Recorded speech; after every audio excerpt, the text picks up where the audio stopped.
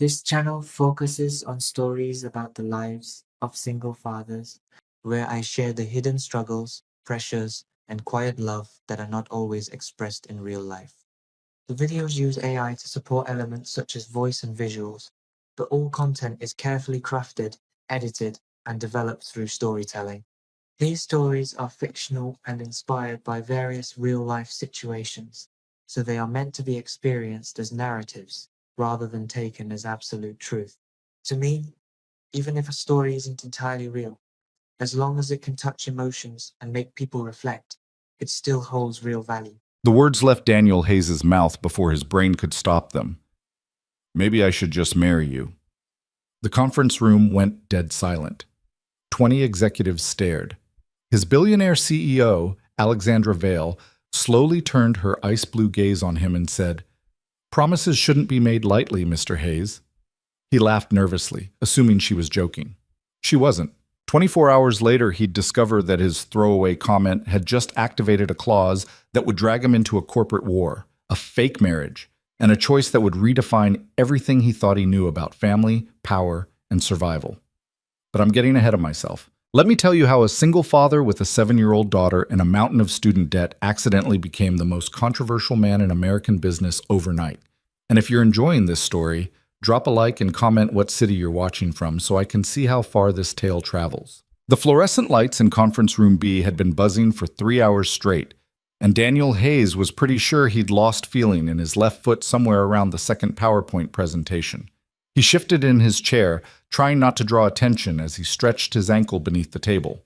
Around him, 20 of Vanguard Technology's senior executives sat in various states of exhaustion. Their eyes glazed over as the CFO droned on about projected earnings for Q4. Daniel wasn't supposed to be here. As a forensic accountant contracted through a third-party consulting firm, he usually worked in a quiet corner office on the 14th floor, buried in spreadsheets and audit trails that most people found mind-numbingly boring. He loved it. Numbers didn't lie, didn't play politics, and didn't care that he had to leave every day at exactly 5:30 to pick up his daughter from after-school care. But 3 days ago, someone in the C-suite had noticed his name on a routine expense report analysis, seen the anomalies he'd flagged, and apparently decided he needed to be in the room where decisions happened. So here he was, wearing his second-best suit, the good one was at the dry cleaner, trying to look like he belonged among people whose watches cost more than his annual salary. "Mr. Hayes," the voice cut through his thoughts like a blade through silk. Alexandra Vale, CEO of Vanguard Technologies, was looking directly at him from the head of the table. Every head in the room swiveled his direction. Daniel's throat went dry. "Yes, Ms. Vale?" "You've been quiet." Her expression was unreadable, those sharp blue eyes studying him with an intensity that made him feel like a balance sheet being audited.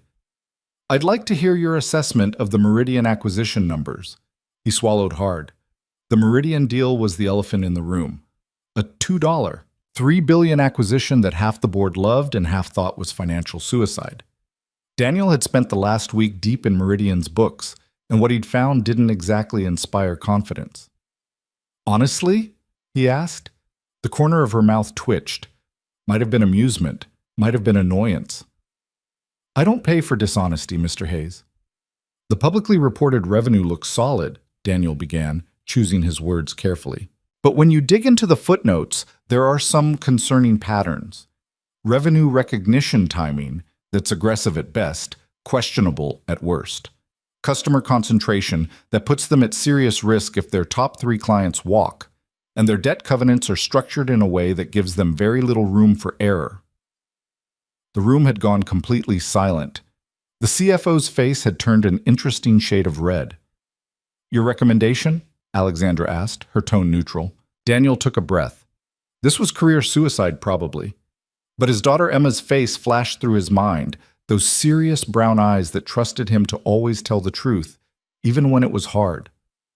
"Walk away," he said. "Or renegotiate at a significant discount. The assets are real, but we'd be buying their problems along with their patents." For a long moment, Alexandra said nothing. Then she turned to the CFO. "Marcus, pull the offer. Have legal draft a revised proposal at 60% of current terms. If Meridian wants to play games with their numbers, they can accept real market value or find another buyer. Marcus sputtered. But the board already. The board, Alexandra interrupted smoothly, hired me to make decisions that protect shareholder value. Mr. Hayes just potentially saved us from a billion-dollar mistake. Unless you'd like to personally guarantee Meridian's hidden liabilities? Marcus shut his mouth so fast his teeth clicked. Alexandra returned her attention to Daniel. Thank you for your honesty. It's refreshing. The meeting continued for another excruciating hour, but Daniel barely heard any of it. His heart was still racing from the confrontation. He'd just contradicted the CFO in front of the entire executive team. He'd probably be escorted out by security before lunch. When Alexandra finally dismissed them, Daniel gathered his laptop and notepad with shaking hands. He was halfway to the door when her voice stopped him. Mr. Hayes, a moment. Oh God. Here it came, the polite corporate execution. He turned back. The room had emptied except for the two of them. Alexandra stood by the windows, silhouetted against the San Francisco skyline, her charcoal suit perfectly tailored, her dark hair pulled back in a style that probably had a French name he'd never heard of. I meant what I said, she told him. That was good work.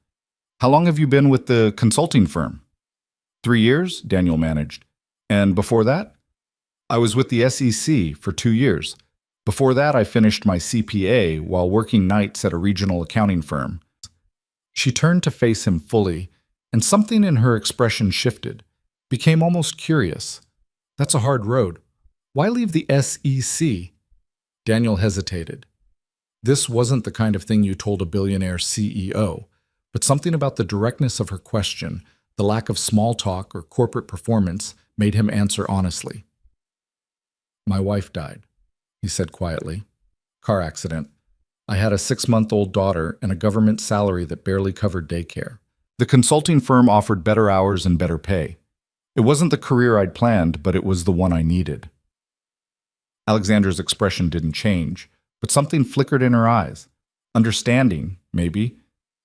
I'm sorry for your loss. Thank you. Your daughter, she's how old now? 7. Emma. He smiled despite himself. She's currently obsessed with dinosaurs and insists on wearing her lab coat to school every day because she's decided she's going to be a paleontologist. This time, Alexandra definitely smiled, just a small curve at the corner of her mouth. A woman with a plan. I approve. She gets that from her mother, Daniel said, then felt his cheeks heat. Why was he still talking? Anyway, I should have dinner with me. Daniel blinked. I'm sorry? Dinner, tomorrow evening. You and your daughter. Alexandra pulled out her phone, typed something, and Daniel's own phone buzzed. I'm sending you an address, 7 o'clock. My chef will prepare something child-friendly. I don't understand. You made an impression today, Mr. Hayes. I'd like to continue the conversation in a less formal setting, and I'm curious to meet a 7-year-old with career goals. She tilted her head slightly. Unless you have other plans? Daniel's mind was racing. This was weird, right? CEOs didn't invite random consultants to dinner, especially not with their kids. But he couldn't exactly say no to Alexandra Vale without torching what remained of his career. No other plans, he heard himself say. We'll be there. Excellent. She picked up her tablet from the table. And Mr. Hayes, the job offer will be in your email by end of day. Vanguard could use someone who prioritizes accuracy over politics. Think about it. She walked past him toward the door, and Daniel caught a faint scent of something expensive. Bergamot, maybe cedar. Then she was gone, heels clicking efficiently down the marble hallway, leaving him standing alone in the conference room wondering what the hell had just happened. The address Alexandra sent led to Pacific Heights, which Daniel should have expected but somehow didn't.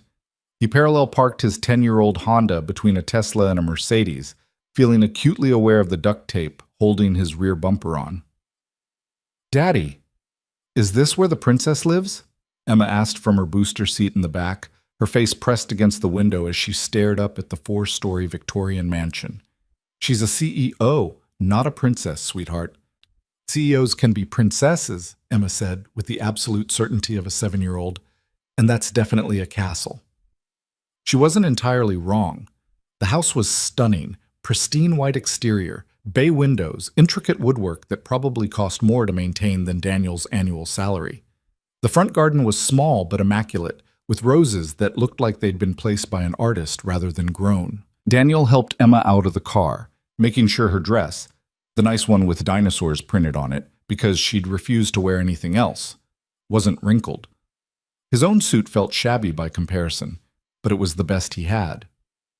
They climbed the steps, and before Daniel could find a doorbell, the door opened.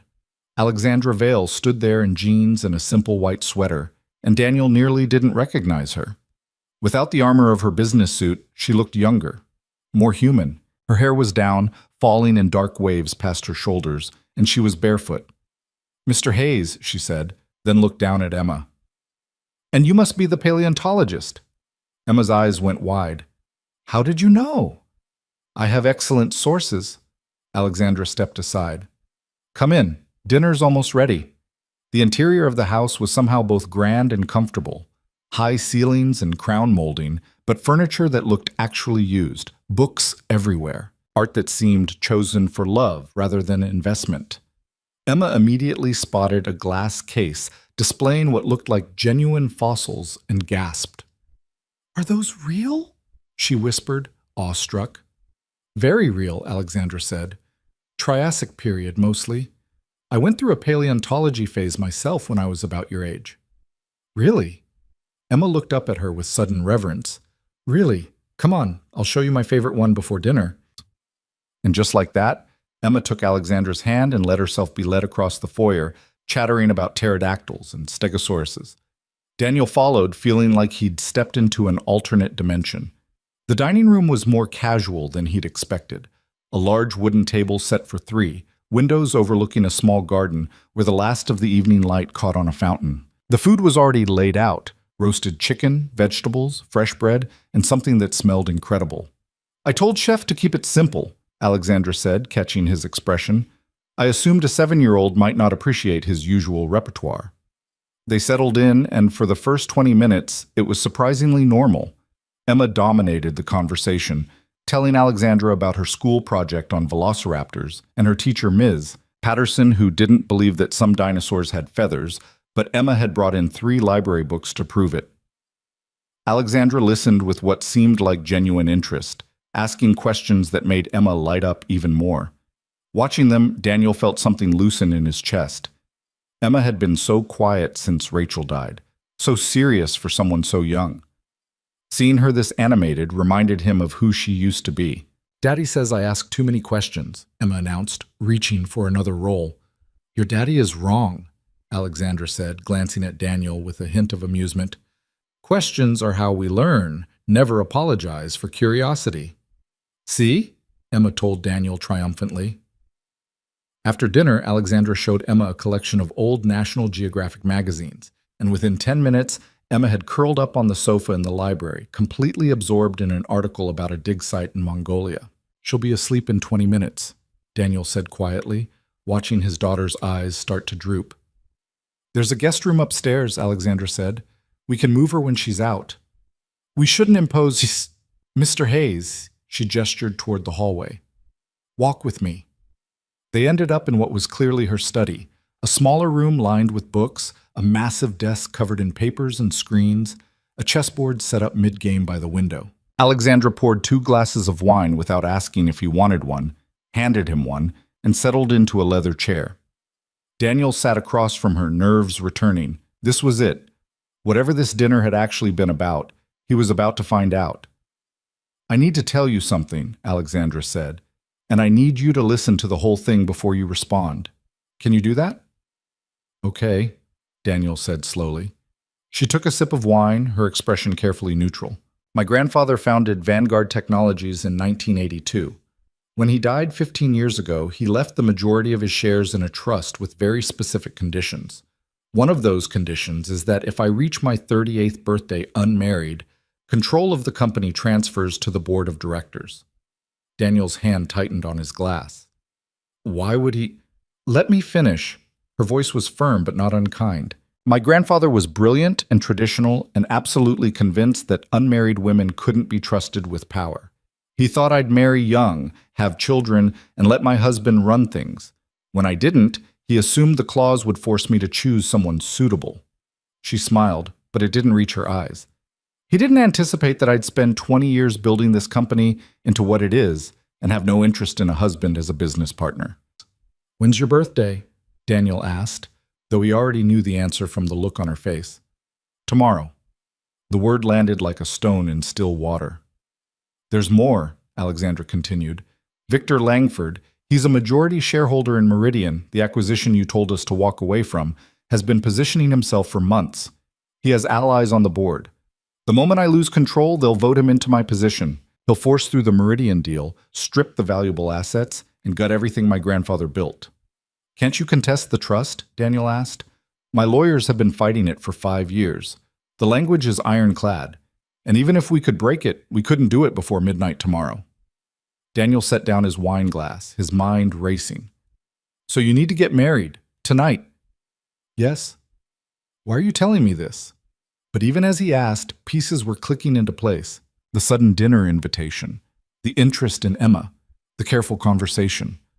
"Oh, I've been through every option," Alexandra said quietly. "Every scenario. A marriage of convenience with a business partner. Too many conflicts of interest.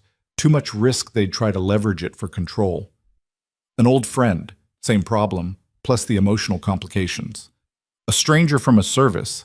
The optics would destroy my credibility with the board, even if it satisfied the technical requirement." She leaned forward, her blue eyes intense. "But you, Mr. Hayes, Daniel, you're different. You're smart. You're honest. You have zero interest in my money or my company. You proved that today when you tanked a deal that half my executives wanted pushed through. You're a single father trying to build a stable life for your daughter. You're not looking for power or leverage. You just want to do your job and go home to your kid." "You want me to marry you," Daniel said flatly. "I want to propose a contract," Alexandra corrected. "A legal marriage that satisfies the trust requirement. In exchange, I offer you security. A real position at Vanguard with a salary that means you never have to choose between your daughter's future and your own. A home where Emma can have her own room, a yard, the kind of stability most single parents can only dream of." "For how long?" "The trust requirement is that I be married on my 38th birthday. After that, the clause expires. We could divorce as soon as it's legally feasible. 6 months, perhaps a year, to make it look legitimate. You'd walk away with a settlement that ensures Emma's college is paid for, and then some." Daniel stood up, pacing to the window. Below, the garden was dark except for subtle lighting along the paths.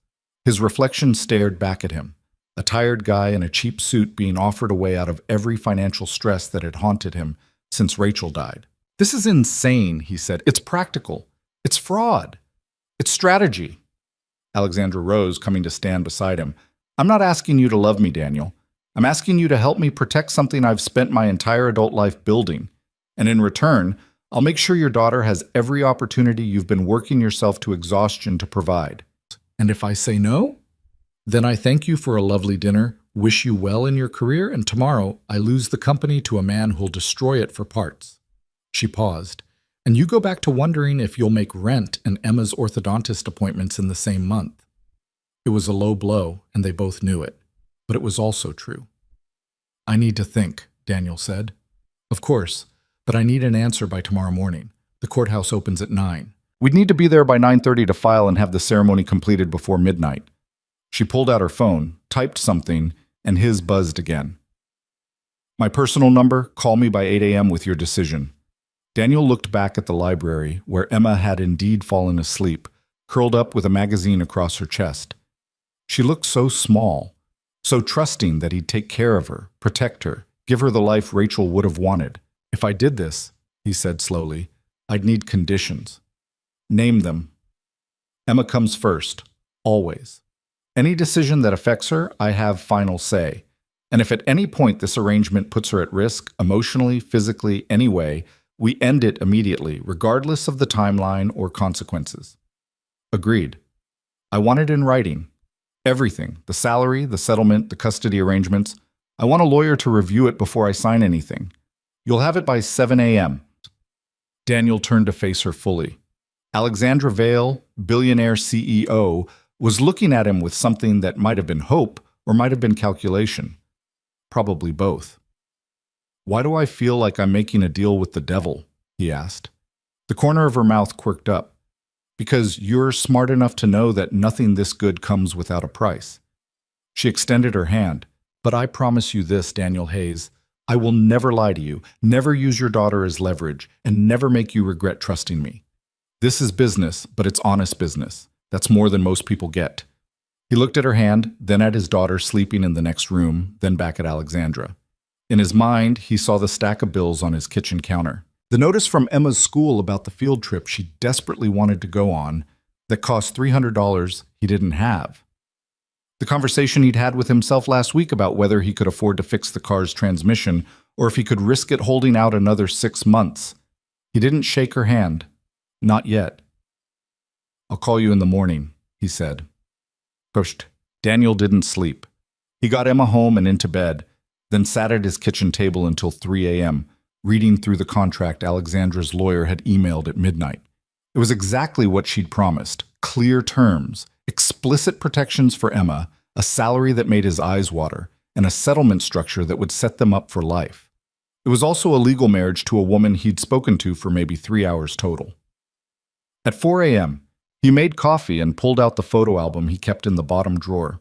Rachel smiled up at him from a dozen memories: their wedding day, Emma's birth, a random Tuesday morning when they'd made pancakes together. She'd been the planner, the one who always knew what to do. He'd been the numbers guy, content to follow her lead. "What would you tell me to do?" he whispered to her picture. But Rachel couldn't answer, and Emma would wake up in a few hours expecting breakfast and her father to have his life figured out. At 7:45 a.m., Daniel picked up his phone. Alexandra answered on the first ring. "Mr. Hayes? I have one more condition," he said. "Go ahead." "You tell Emma the truth. Not today, not tomorrow, but when she's old enough to understand, you tell her exactly what this was and why. No lies, no fairy tale version. She deserves honesty." There was a long pause. Then, "I agree. Anything else?" Daniel took a deep breath. "Yeah, if we're doing this, stop calling me Mr. Hayes. It's Daniel." "Does that mean yes?" He thought of Emma's face when he told her last month they couldn't afford the dinosaur camp. The way she'd said, "It's okay, Daddy," in that small, brave voice that broke his heart. "Yes," he said. "It means yes." "Meet me at City Hall at 9:30. Bring Emma. I'll have my lawyer there to witness." "And Daniel?" "Yeah?" "Thank you." She sounded genuine. Tired, maybe even scared, but genuine. "I know this isn't easy. Neither is raising a kid on a consultant's salary," Daniel said. "I'll see you in 2 hours." He hung up and sat for a moment in his quiet kitchen, wondering if he'd just made the smartest decision of his life or the biggest mistake. Then Emma's alarm went off down the hall, and there was no more time for doubt. "Daddy?" she called sleepily. "Can we have the dinosaur cereal?" "Yeah, sweetheart," he called back, standing up and pushing the photo album back into its drawer. "We can have the dinosaur cereal." And in a few hours, he'd tell his 7-year-old daughter that they were going to City Hall because Daddy was getting married to the nice lady with the fossils, and then their whole life was going to change. But first, dinosaur cereal, coffee, and finding his good tie. The rest would figure itself out, or it wouldn't, and he'd deal with that when it happened. Either way, there was no turning back now. Emma took the news better than Daniel expected, which somehow made it worse. "So Miss Alexandra is going to be like my new mom?" she asked, around a mouthful of cereal, her legs swinging under the kitchen table. Daniel's coffee suddenly tasted like ash. "Not exactly, sweetheart. She's going to be my wife, which means she'll be your stepmother, but it's complicated." "Is it because you love her?" The question hit him square in the chest. He'd rehearsed this conversation in his head during the drive home last night, tried to figure out how to explain a marriage of convenience to a 7-year-old without lying or telling her more than she needed to know. "I like her very much," he said carefully. "And I think she's going to be good for our family. But grown-up relationships are different than in movies, okay? Sometimes people get married for lots of different reasons." Emma considered this, her face serious in that way that reminded him so much of Rachel it hurt. "Mrs. Patterson says marriage is when two people promise to take care of each other forever." "That's true. Then it's okay. She returned to her cereal with the matter settled. Miss Alexandra has dinosaur bones, and she didn't talk to me like I was a baby. I think she'll take care of us good.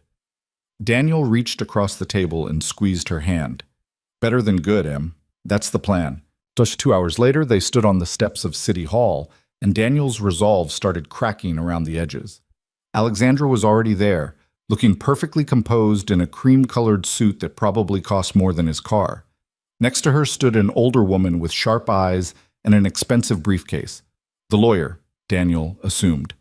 And beside them, a tall man with dark skin and an amused expression that suggested he found this entire situation entertaining. "Daniel," Alexandra said, walking toward them. She crouched down to Emma's level. "Hello again, Emma. Thank you for coming." "Daddy says we're going to be a family now," Emma announced. Something flickered across Alexandra's face. Surprise, maybe guilt, but she recovered quickly. "That's right. Is that okay with you?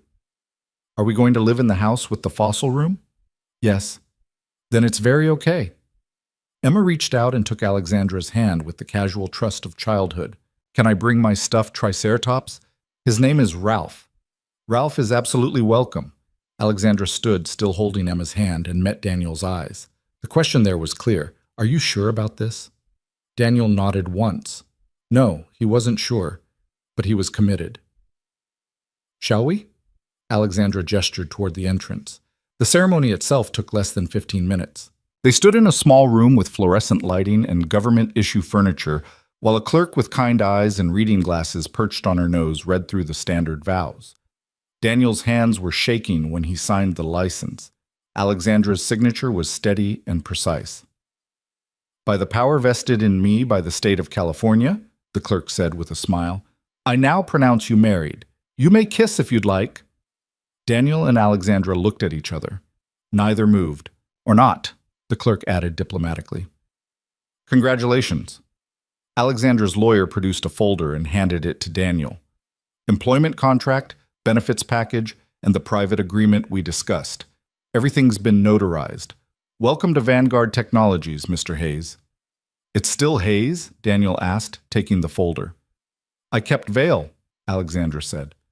"You're welcome to keep Hayes, or hyphenate if you prefer. I have no opinion either way. Hayes is fine." He glanced down at Emma, who was examining the marriage license with intense curiosity. "Simple is better." The man who'd been standing quietly to the side stepped forward and extended his hand. "Marcus Chen, Alexandra's head of security. I'll be coordinating the logistics of your move to the residence, also making sure the press doesn't turn this into more of a circus than necessary." "The press?" Daniel's stomach dropped. "You married one of the most powerful women in Silicon Valley," Marcus said, not unkindly. "It's going to be news. We have a statement prepared that will go out this afternoon. Simple, professional, emphasizing that this is a private matter, but expect attention." Daniel looked at Alexandra. "You didn't mention that part. Would it have changed your answer?" He thought about it. "No." Then it didn't seem relevant. She checked her watch. Something slim and elegant that probably cost more than his first car. "I have a board meeting at 2. They're going to be, surprised. Marcus will help you pack up your apartment. Take whatever you want. The house has plenty of room." "Just like that?" Daniel asked. "We get married and you go to a meeting? Would you prefer I stay and help you pack?" There was a hint of challenge in her tone. "No, I just—" He stopped, realizing how absurd this was. He'd married this woman an hour ago and had no idea what happened next. "Never mind." Alexandra's expression softened slightly. "I know this is strange, but we both have jobs to do. Mine is keeping the board from staging a coup. Yours is making sure Emma has a smooth transition. We'll figure out the rest as we go." She crouched down again to face Emma. "I'll see you tonight, okay? Your dad is going to help you pick out which room you want in the new house." "Can I have the one with the window seat?" Emma asked hopefully. "That's the guest room on the 3rd floor. It's yours." Alexandra stood, nodded to Daniel, and walked away with her lawyer, heels clicking on the marble floor.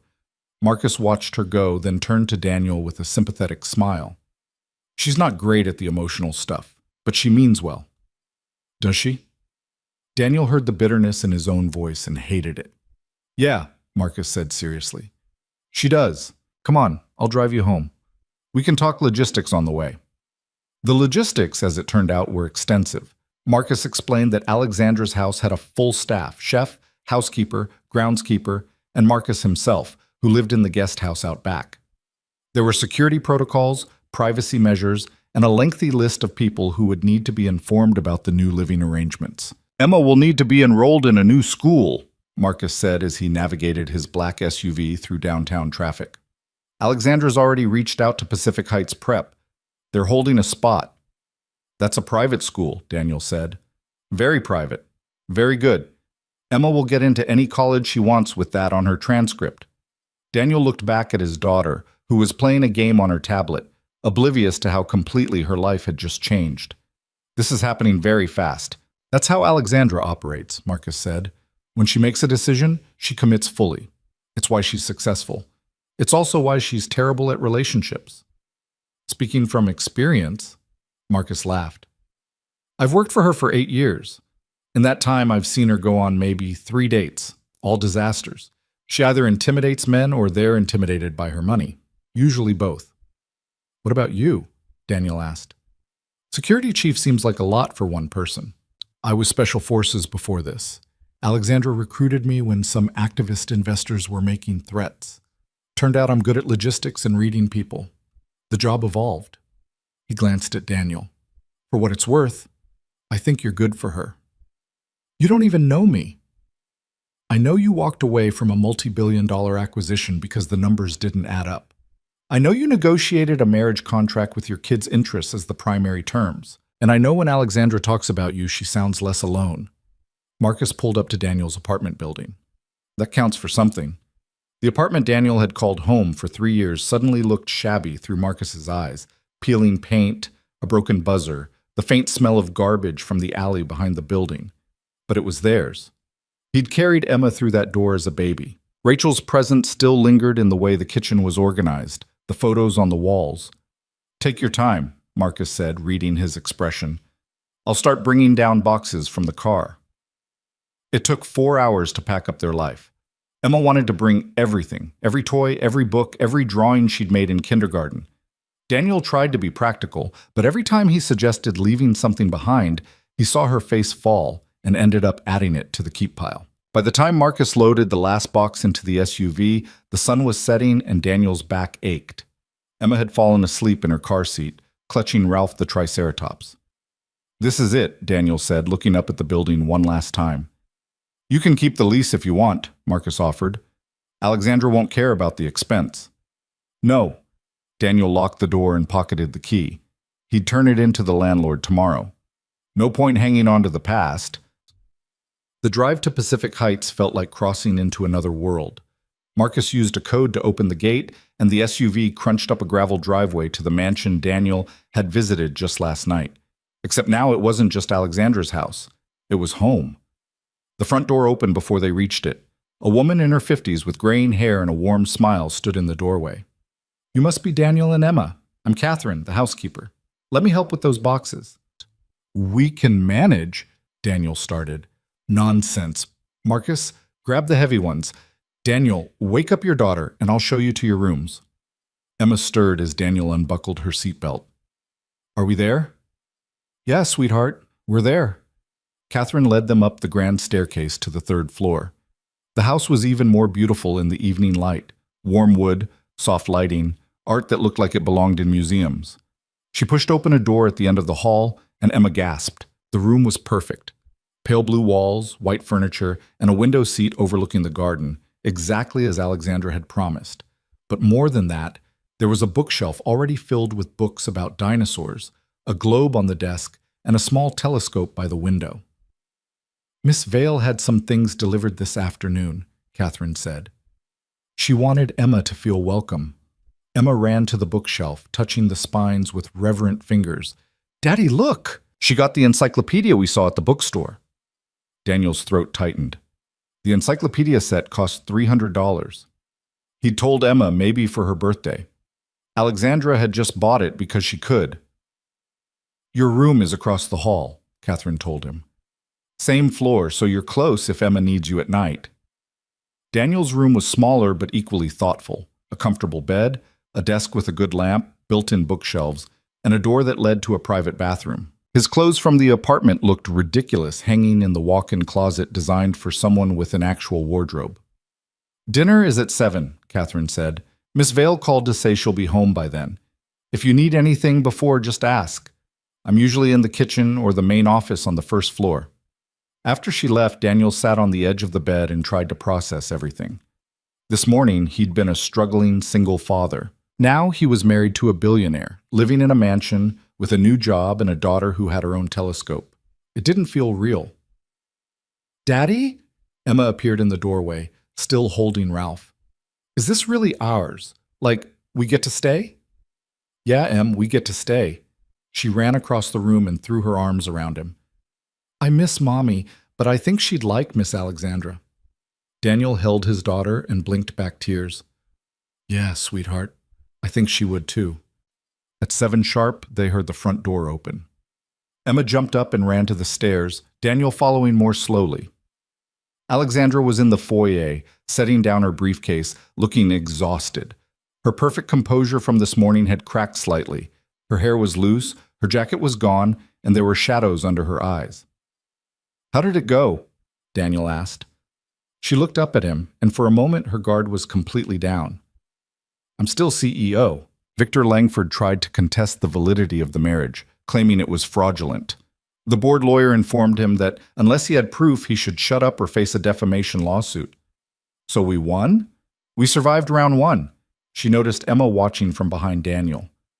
"Hello, Emma. Did you find your room?" "I love it." Emma bounced down the stairs. "Thank you for the books and the telescope." "You're welcome. Have you looked at the stars yet?" "Not yet. Will you show me after dinner?" Alexandra glanced at Daniel, uncertain. He nodded. "I'd like that," she said.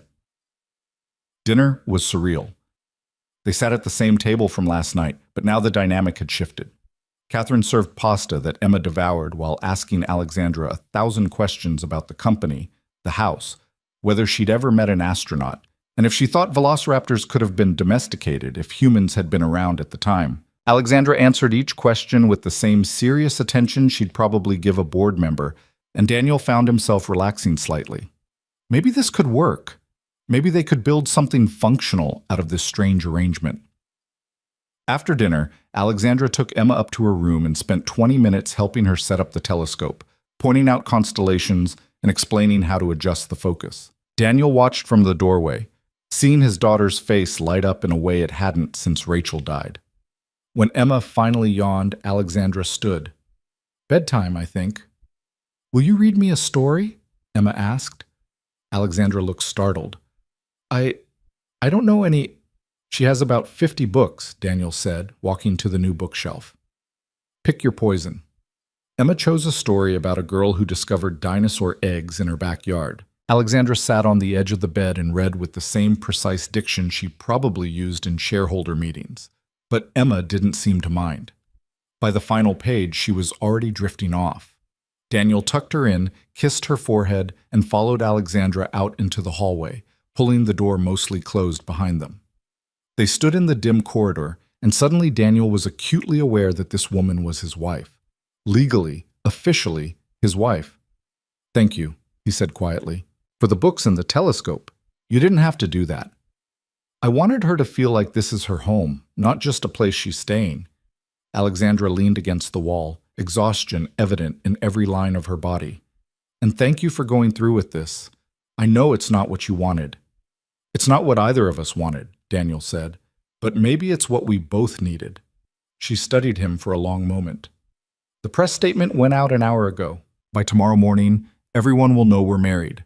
There will be photographers outside the gate, probably reporters calling anyone who's ever met either of us. It's going to get invasive." "How invasive?" "They'll dig into your past, your finances, your wife's death. They'll look for any angle that makes this story more interesting. The best thing we can do is ignore it and maintain consistency. As far as the world is concerned, we met, we fell in love, we got married quickly because life is short." "That last part's not even a lie," Daniel said. Alexandra's lips quirked into almost a smile. "No, I suppose it isn't." An awkward silence settled between them. Finally, Alexandra pushed off from the wall. I should let you get settled. If you need anything, my room is on the second floor, east wing. Or ask Catherine. She knows where everything is better than I do. Alexandra? She turned back. What happens now? I mean, tomorrow. Do we just go to work and pretend this is normal? We go to work and make it normal, she said. You'll start in the forensic accounting department officially on Monday. Until then, spend time with Emma, get her enrolled at the new school, settle in. I'll handle the corporate side. Separate lives under the same roof, Daniel said. For now. Until we figure out what this is. She hesitated, then added, I'm not good at this, Daniel. The personal stuff. People. If I screw up, tell me. I'll try to fix it. Same, he said. I'm making this up as I go. Then we'll make it up together. She headed for the stairs, then paused. She's a wonderful kid. Your daughter. Rachel did a good job. We both did, Daniel said, his voice rough. Yes, you did. And then she was gone. Footsteps fading down the stairs, leaving Daniel alone in the hallway of a house that was now somehow his. He went back to his room, unpacked a few essentials, and tried to convince himself this was fine. This was smart. This was the right choice for Emma's future. But when he finally lay down in the unfamiliar bed in the unfamiliar room, all he could think about was the look on Alexandra's face when Emma had asked her to read a story. Surprise and longing and fear all mixed together, like someone who'd been offered something they desperately wanted but had no idea how to accept. He fell asleep still wearing his wedding ring, a simple gold band Alexandra had provided that morning, and dreamed of Rachel telling him it was okay to move forward, even if the path ahead made no logical sense. The next morning, Daniel woke to sunlight streaming through windows he'd forgotten to cover and the smell of coffee drifting up from downstairs. He checked his phone and immediately regretted it. 47 missed calls, 63 text messages, and every major news site had some version of the same headline: Tech billionaire Alexandra Vale marries mystery man in surprise wedding. Mystery man, Daniel muttered. Great. He scrolled through the articles, each one more speculative than the last. Some called it romantic. Some called it suspicious. One particularly vicious gossip blog suggested Daniel was a gold digger who'd seduced the lonely CEO. Another theorized it was a green card marriage, despite both of them being American. His phone rang. Unknown number. He answered without thinking. Mr. Hayes, this is Jennifer Cole from the San Francisco Chronicle. I was hoping you could comment on your relationship with Miss Vale and... He hung up. The phone immediately rang again. Different number. This time he didn't answer. There was a soft knock on his door. Daniel? Alexandra's voice. Can I come in? Yeah? She entered already dressed for work in a charcoal suit, hair perfect, makeup flawless. She looked like she'd slept for 12 hours instead of maybe 4. Her eyes went to his phone, which was buzzing with another incoming call. Turn it off, she said. Marcus is getting you a new number. The old one will be disconnected by noon. How are you so calm about this? Practice? She sat in the chair by the window, crossing her legs. I've been dealing with press attention since I was 25. You learn to compartmentalize. The stories they write aren't about us. They're about the narrative that sells. Our job is to give them nothing to work with. Daniel turned off his phone and tossed it on the bed. What about Emma? She's going to see this stuff eventually. Which is why we need to talk to her first. Explain that people are curious and might say things that aren't true, but that she doesn't need to engage with any of it. Alexandra paused. I've dealt with this my whole life. She shouldn't have to. But she will have to, because of this marriage. Yes. Alexandra met his eyes. I'm sorry. I didn't think through all the implications for her. I should have. The apology caught him off guard. You're doing it again. Doing what? Being honest when it's easier to deflect. He ran a hand through his hair. I don't know how to do this, Alexandra. Last week I was a consultant, nobody noticed. Now I'm married to you, and apparently the internet has opinions about it. Do you want out? The question was careful, neutral. Because legally we're bound for 6 months minimum to make this look legitimate. But if this is too much, we can... No. The answer came faster than he expected. No, I'm not backing out. I'm just adjusting. Relief flickered across her face. Okay, then here's what we do. Catherine is making breakfast. We eat together as a family. We show Emma that nothing has fundamentally changed. We're still the adults. She's still safe. The world outside doesn't get to determine what happens inside this house. As a family, Daniel repeated. That's what we are now, legally. We might as well act like it. She stood and headed for the door, then stopped. For what it's worth, I read some of the articles this morning.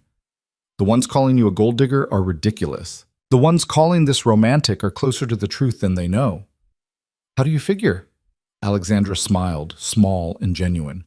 We both married each other to save something we love. That's more romantic than most marriages start with. She left before he could respond. Breakfast was surprisingly normal. Emma chattered about the dream she'd had about pterodactyls. Catherine served pancakes that were better than anything Daniel had ever made, and Alexandra read the newspaper while drinking coffee that was probably worth more per cup than his old grocery budget. Emma, Alexandra said, setting down the paper, we need to talk about something. Emma looked up, syrup on her chin. Okay. People are very interested in your dad and me getting married. That means reporters might try to talk to you or take pictures or ask questions. If that happens, you don't have to say anything. Just tell them to talk to your dad or me. Understand? Like when the kids at school asked me about mommy dying? Emma asked. Daniel's chest tightened. Yes, sweetheart. Like that. Okay. I'll tell them it's private. She returned to her pancakes. Can I bring Ralph to my new school? Absolutely not, Alexandra said, but her tone was gentle. But we can put him in your backpack so he's nearby. That works. After breakfast, Marcus appeared with a new phone for Daniel and a tablet for Emma, loaded with educational games. Also, he said, handing Daniel a folder, your new employment contract officially starts Monday, but HR needs these forms filled out by Friday. Benefits, emergency contacts, security clearance, standard stuff. Daniel flipped through the papers and stopped at the salary line. This can't be right. It's right, Alexandra said, not looking up from her newspaper. You'll be heading the forensic accounting division. That's the market rate for that position. Market rate is half this. At other companies, maybe, not at Vanguard. She turned to Paige. You're good at what you do, Daniel. Get used to being paid accordingly. The rest of the week blurred together. Daniel enrolled Emma at Pacific Heights Prep, where the administrators were professionally courteous and didn't ask questions about the sudden marriage. Emma loved the school immediately. It had a science lab and a library that rivaled the public one near their old apartment. Daniel spent his days organizing the move, reviewing his new employment contract, and trying to wrap his head around the fact that his life had completely transformed in less than a week. At night, the three of them ate dinner together.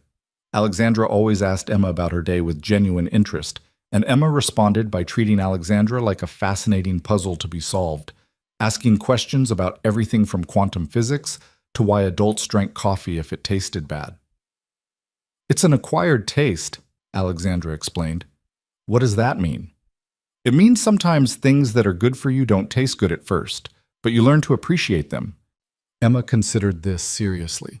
Like Brussels sprouts? Exactly like Brussels sprouts. I still hate Brussels sprouts. Me too, Alexandra admitted, and they shared a conspiratorial smile that made Daniel's heart do something complicated. On Friday night, Alexandra came home early, 6 instead of 8. She found Daniel in the study, going over the employee handbook. I have something for you, she said, holding out a small box. Daniel opened it. Inside was a watch. Elegant, expensive, definitely more than he'd ever spent on anything besides rent. You don't have to, Mutz. It's from the company, Alexandra interrupted. All executives get one when they start. I just had it delivered early. She paused. There's an engraving. He turned it over. On the back, in simple script, for Daniel. Trust the numbers. AV. Something in his chest twisted. Thank you. You're welcome. She hesitated in the doorway. There's a Vanguard gala next Saturday. Shareholders, board members, major investors. I need to attend, and it would be beneficial if you came with me, as my husband. Our first public appearance, Daniel said. Yes, it'll be formal, probably tedious, definitely full of people asking invasive questions, but it's important for the optics. What should I say when they ask how we met?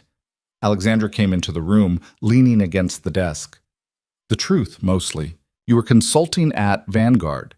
We met at a meeting. We connected over a shared appreciation for honesty and a corporate culture that often lacks it. Things moved quickly.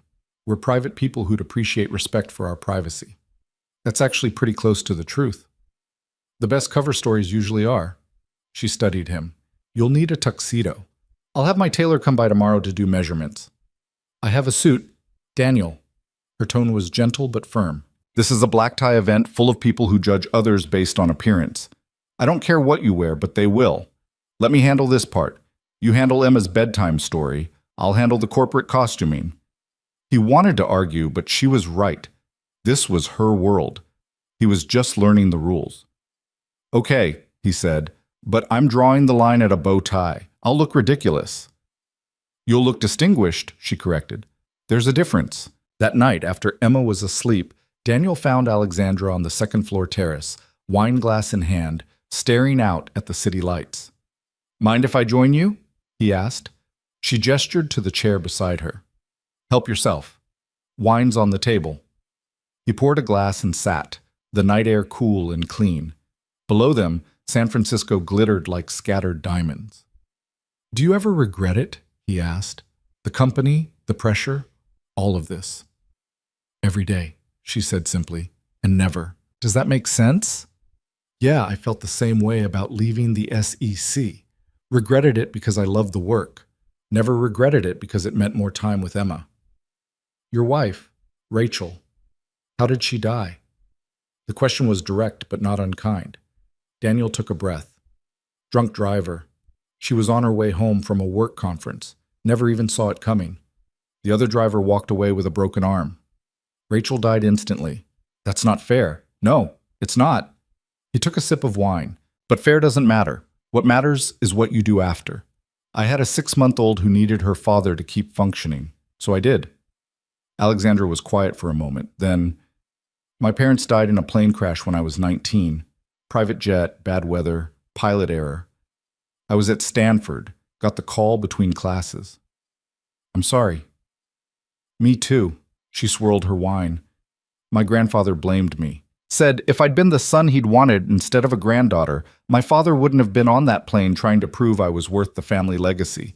Spent the next 15 years proving him wrong. Did you? I guess we'll find out.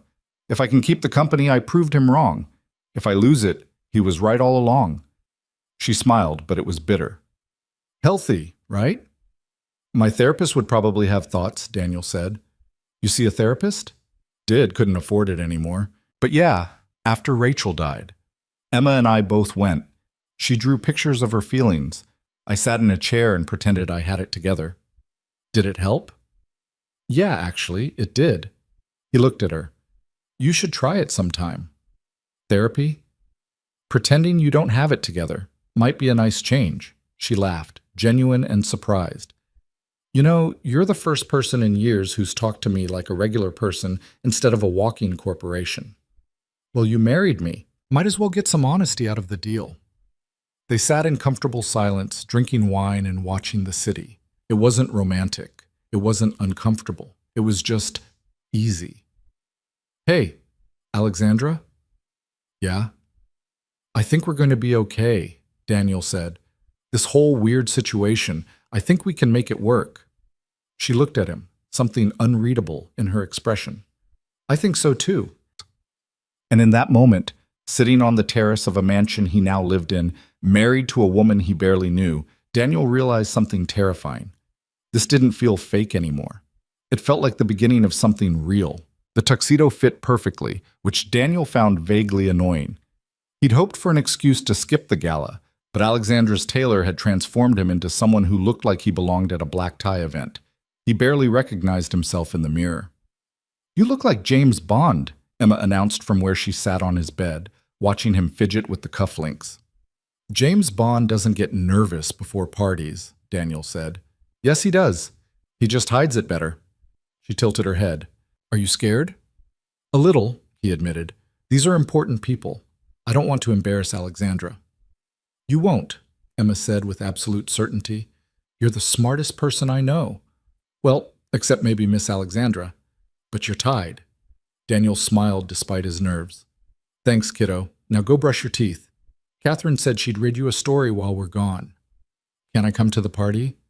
It's adults only. Very boring. Lots of standing around pretending to care about things like market projections. Emma made a face. Gross.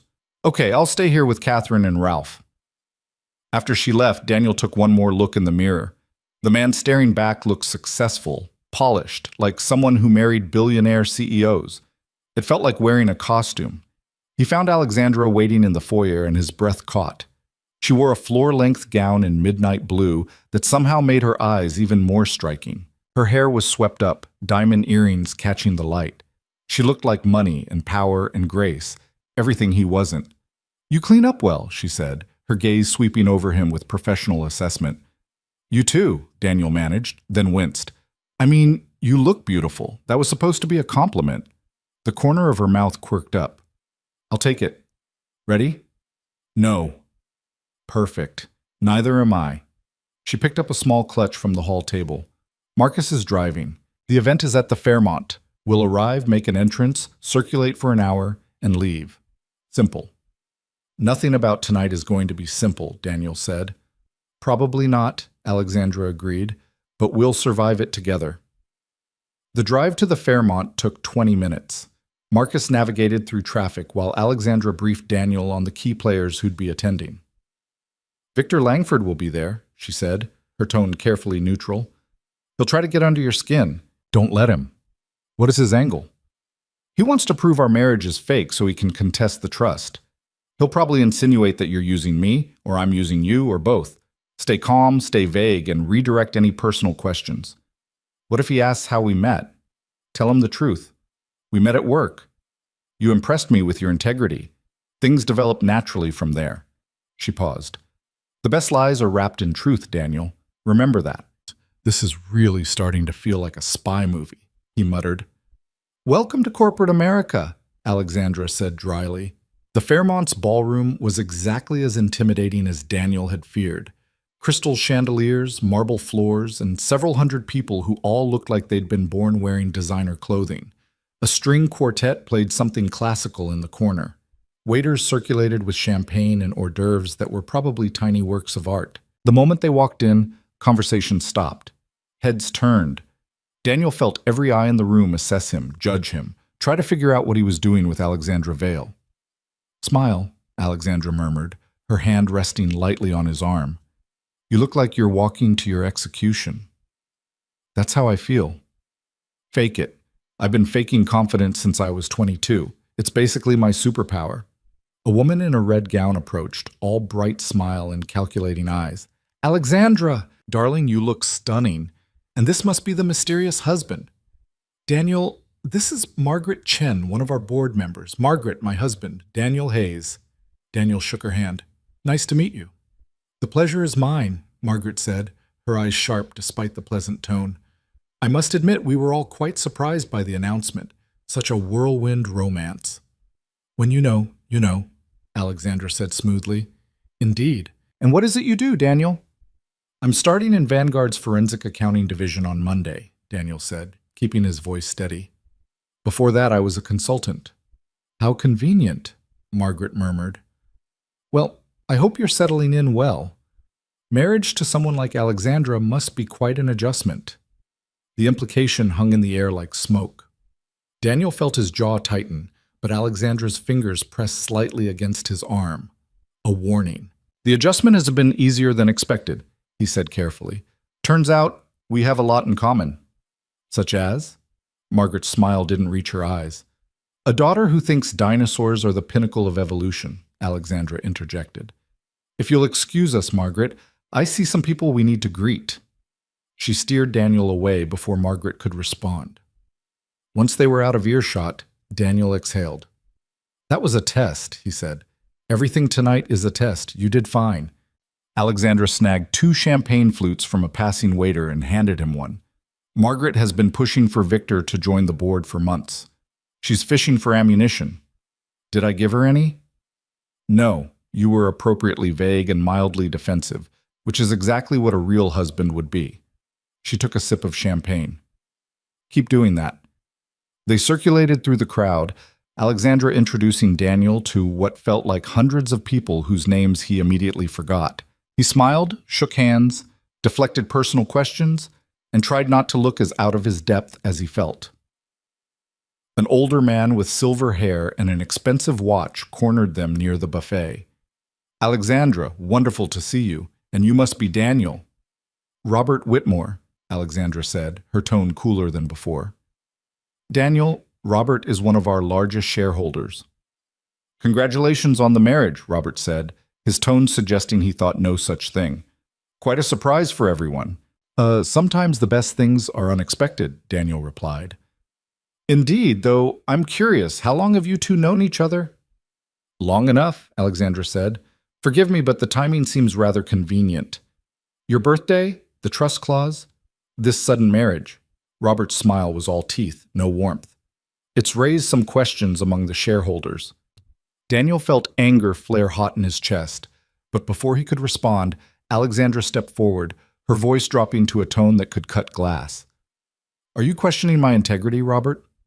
"I'm questioning the optics." "Then let me clarify them for you. I married Daniel because I wanted to, not because I had to.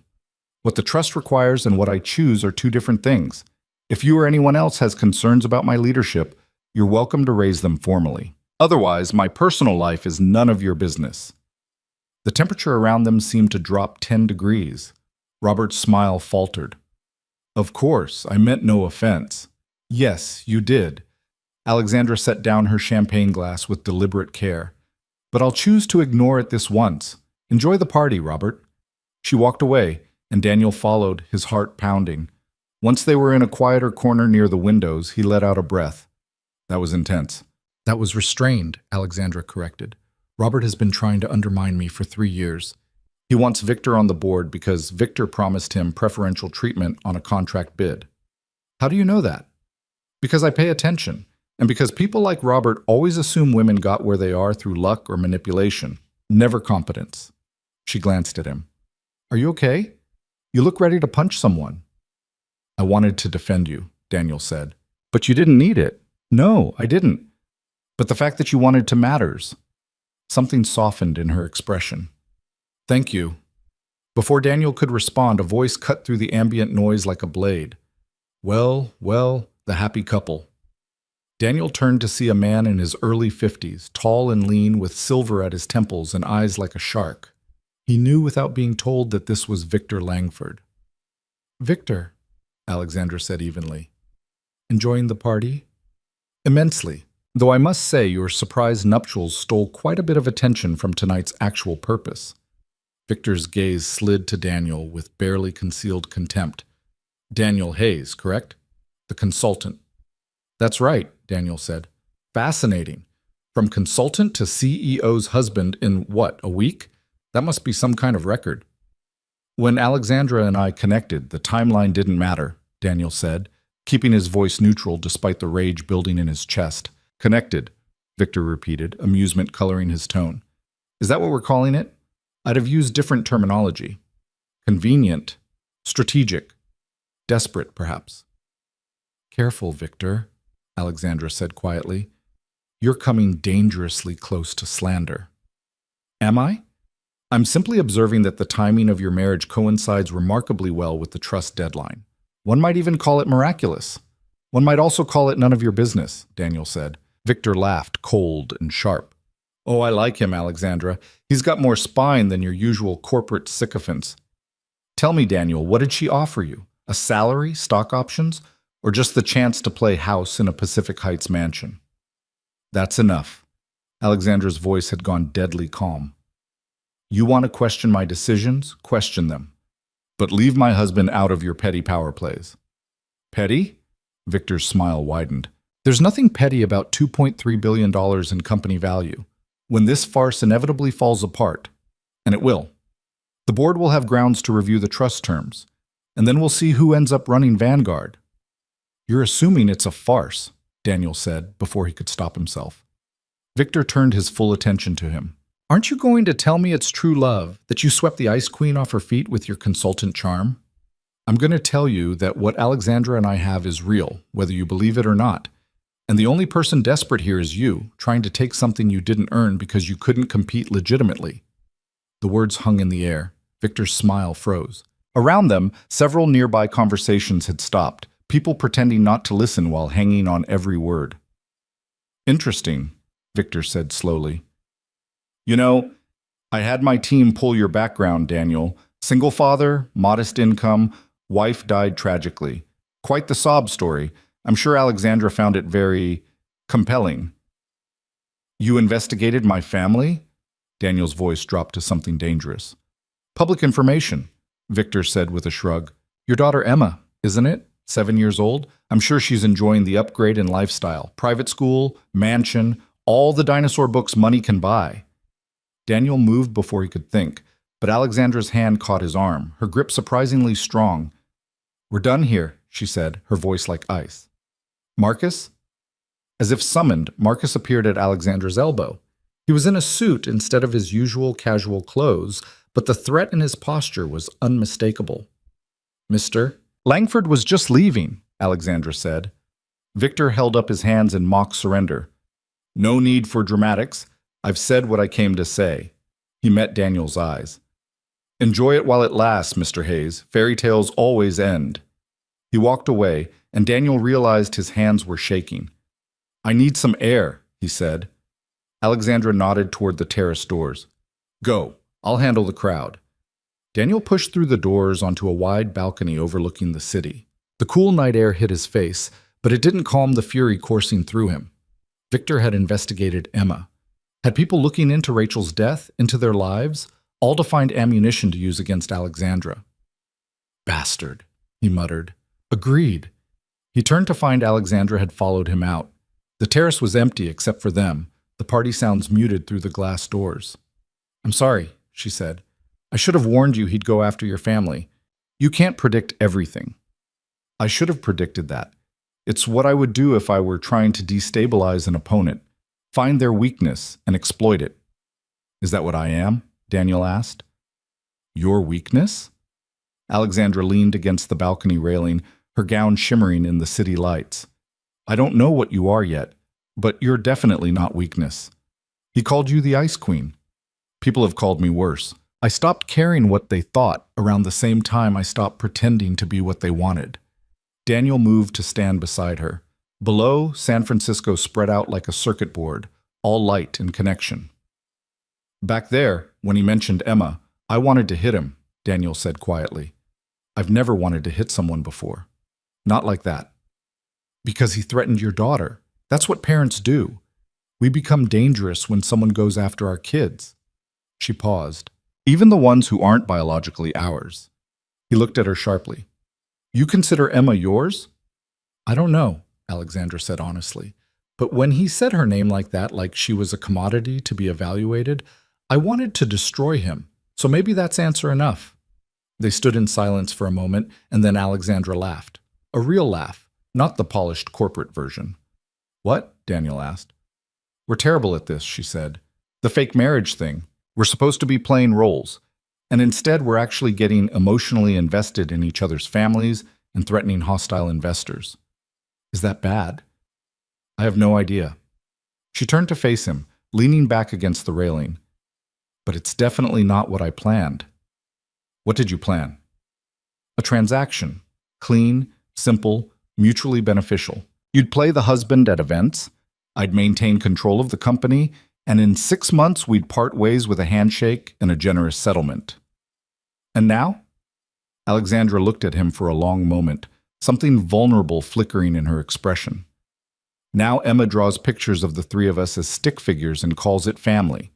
Now you defend me to shareholders, and I want to go to war with anyone who threatens your daughter. Now this fake marriage feels less fake every day, and I don't know what to do with that. Daniel's heart was pounding. Alexandra. We should go back inside, she said abruptly. We've been gone too long. People will talk. Let them talk. You say that now, but you haven't seen what media scrutiny can do, how it picks apart every moment, every expression, looking for cracks. She straightened her gown with practiced efficiency. I won't let them find cracks, Daniel. Not in the company, not in this arrangement. What if the cracks aren't weakness? Daniel asked. What if they're just proof that we're human? In my world, human is weakness. She moved toward the doors, then stopped. Thank you for standing up to Victor. You didn't have to. Yes, I did. He insulted you. People insult me every day. Well, they shouldn't.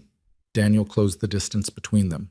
You're brilliant and terrifying, and you read bedtime stories to my daughter like she's the most important person in the world. You deserve better than people like Victor Langford. Alexandra stared at him, and for a moment her carefully constructed armor cracked completely. She looked young and uncertain, and maybe a little scared. We should go back, she said again, but she didn't move. Neither did Daniel. They stood there on the terrace, the party continuing without them inside. The city lights spread below, and something fundamental shifted between them. It wasn't love. Not yet. Maybe not ever. But it was real in a way their marriage contract wasn't. One more minute, Alexandra said quietly. Take all the time you need. They stayed there until Alexandra's phone buzzed with a text from Marcus checking if everything was okay. Then they went back inside, presented a united front to the crowd, and left exactly 60 minutes after they'd arrived, just as Alexandra had planned. In the car, Daniel finally asked the question that had been building all night. What did Victor mean about Meridian? About $2.3 billion? Alexandra exchanged a glance with Marcus in the rearview mirror. You remember the acquisition you told us to walk away from? Yeah. Victor was the principal investor pushing it through. He'd structured a deal where he'd profit enormously from the transaction, regardless of whether it succeeded long term. When you exposed the problems with Meridian's financials, I pulled the offer. Victor lost a significant amount of money. So this is revenge, Daniel said. Partially. But it's also opportunity. If he can get me out and take control of Vanguard, he can force through the acquisition anyway and recoup his losses plus substantial additional profit. At the company's expense. Exactly. Daniel leaned back in the seat, processing. So by marrying you, I didn't just help you keep control. I also made an enemy of a very rich, very angry man who's willing to investigate my family to find leverage. Yes, Alexandra said simply. I'm sorry. I should have explained all the implications before. Stop apologizing, Daniel interrupted. I went into this with my eyes open. Well, mostly open, but I knew there'd be consequences. He looked at her. Though I'd appreciate a heads up if there are any other billionaire enemies I should know about. Just Victor for now. The others are merely skeptical and opportunistic. Great, that's so much better. Marcus pulled up to the mansion, and they found Catherine waiting with a sleeping Emma in her arms. She insisted on staying awake until you got home, Catherine said softly. Made it until about 20 minutes ago.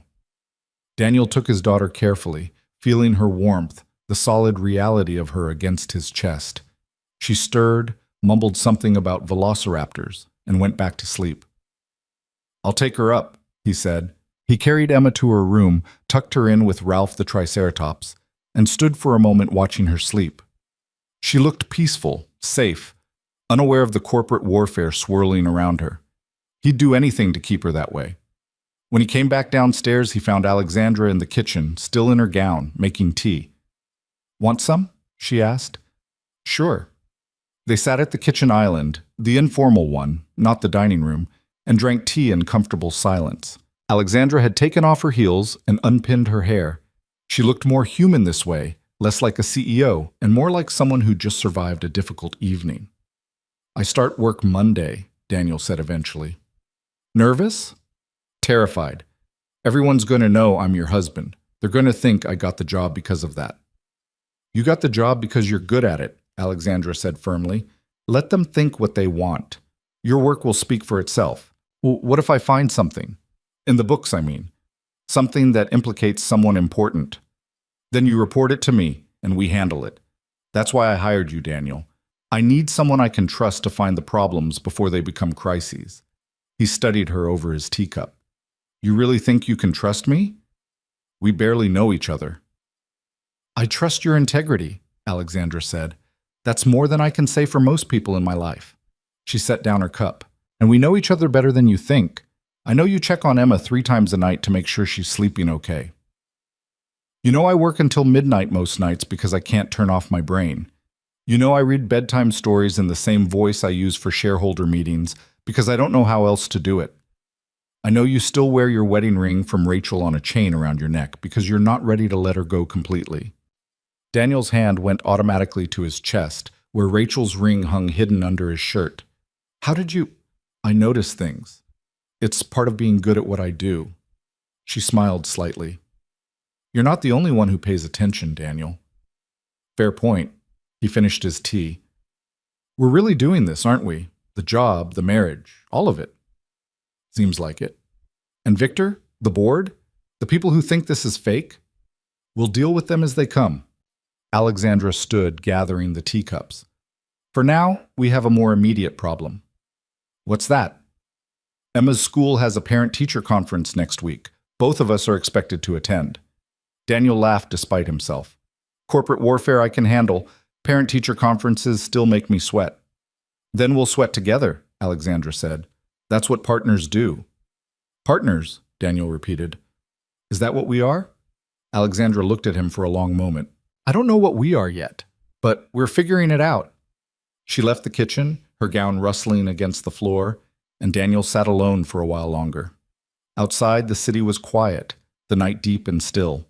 Somewhere out there, Victor Langford was probably plotting his next move. The board members were probably gossiping about the marriage. The press was probably writing tomorrow's headlines. But inside this house, Emma was sleeping peacefully in her room with the window seat. Alexandra was somewhere upstairs, probably already back at work despite the late hour. And Daniel was sitting in a kitchen that was starting to feel like home, wearing a tuxedo that fit perfectly, married to a woman who was nothing like he'd expected and everything he was starting to need. His phone buzzed. A text from an unknown number. Enjoy the spotlight while it lasts. The truth always comes out eventually. VL. Daniel deleted it without responding. Victor wanted to rattle him, to make him doubt. But the thing about being a forensic accountant was that Daniel knew how to follow trails, find patterns, uncover truth buried in numbers. And if Victor Langford was sending threatening texts, it meant he was worried. Which meant Daniel and Alexandra were doing something right. He turned off the kitchen lights and headed upstairs, already thinking about Monday, about starting his new position, about what he might find in Vanguard's financial records if he looked close enough. Because if there was one thing Daniel Hayes knew how to do, it was find the truth in the numbers. And he had a feeling Vanguard Technologies was about to reveal some very interesting truths indeed. Monday morning arrived with the kind of pressure Daniel hadn't felt since his SEC days. He stood in front of his closet, second-guessing every shirt, every tie, until Emma appeared in his doorway, already dressed in her new school uniform. You look nervous, she observed. I am nervous. Why? You're good at numbers. That's what Miss Alexandra said. Daniel smiled despite his anxiety. When did she say that?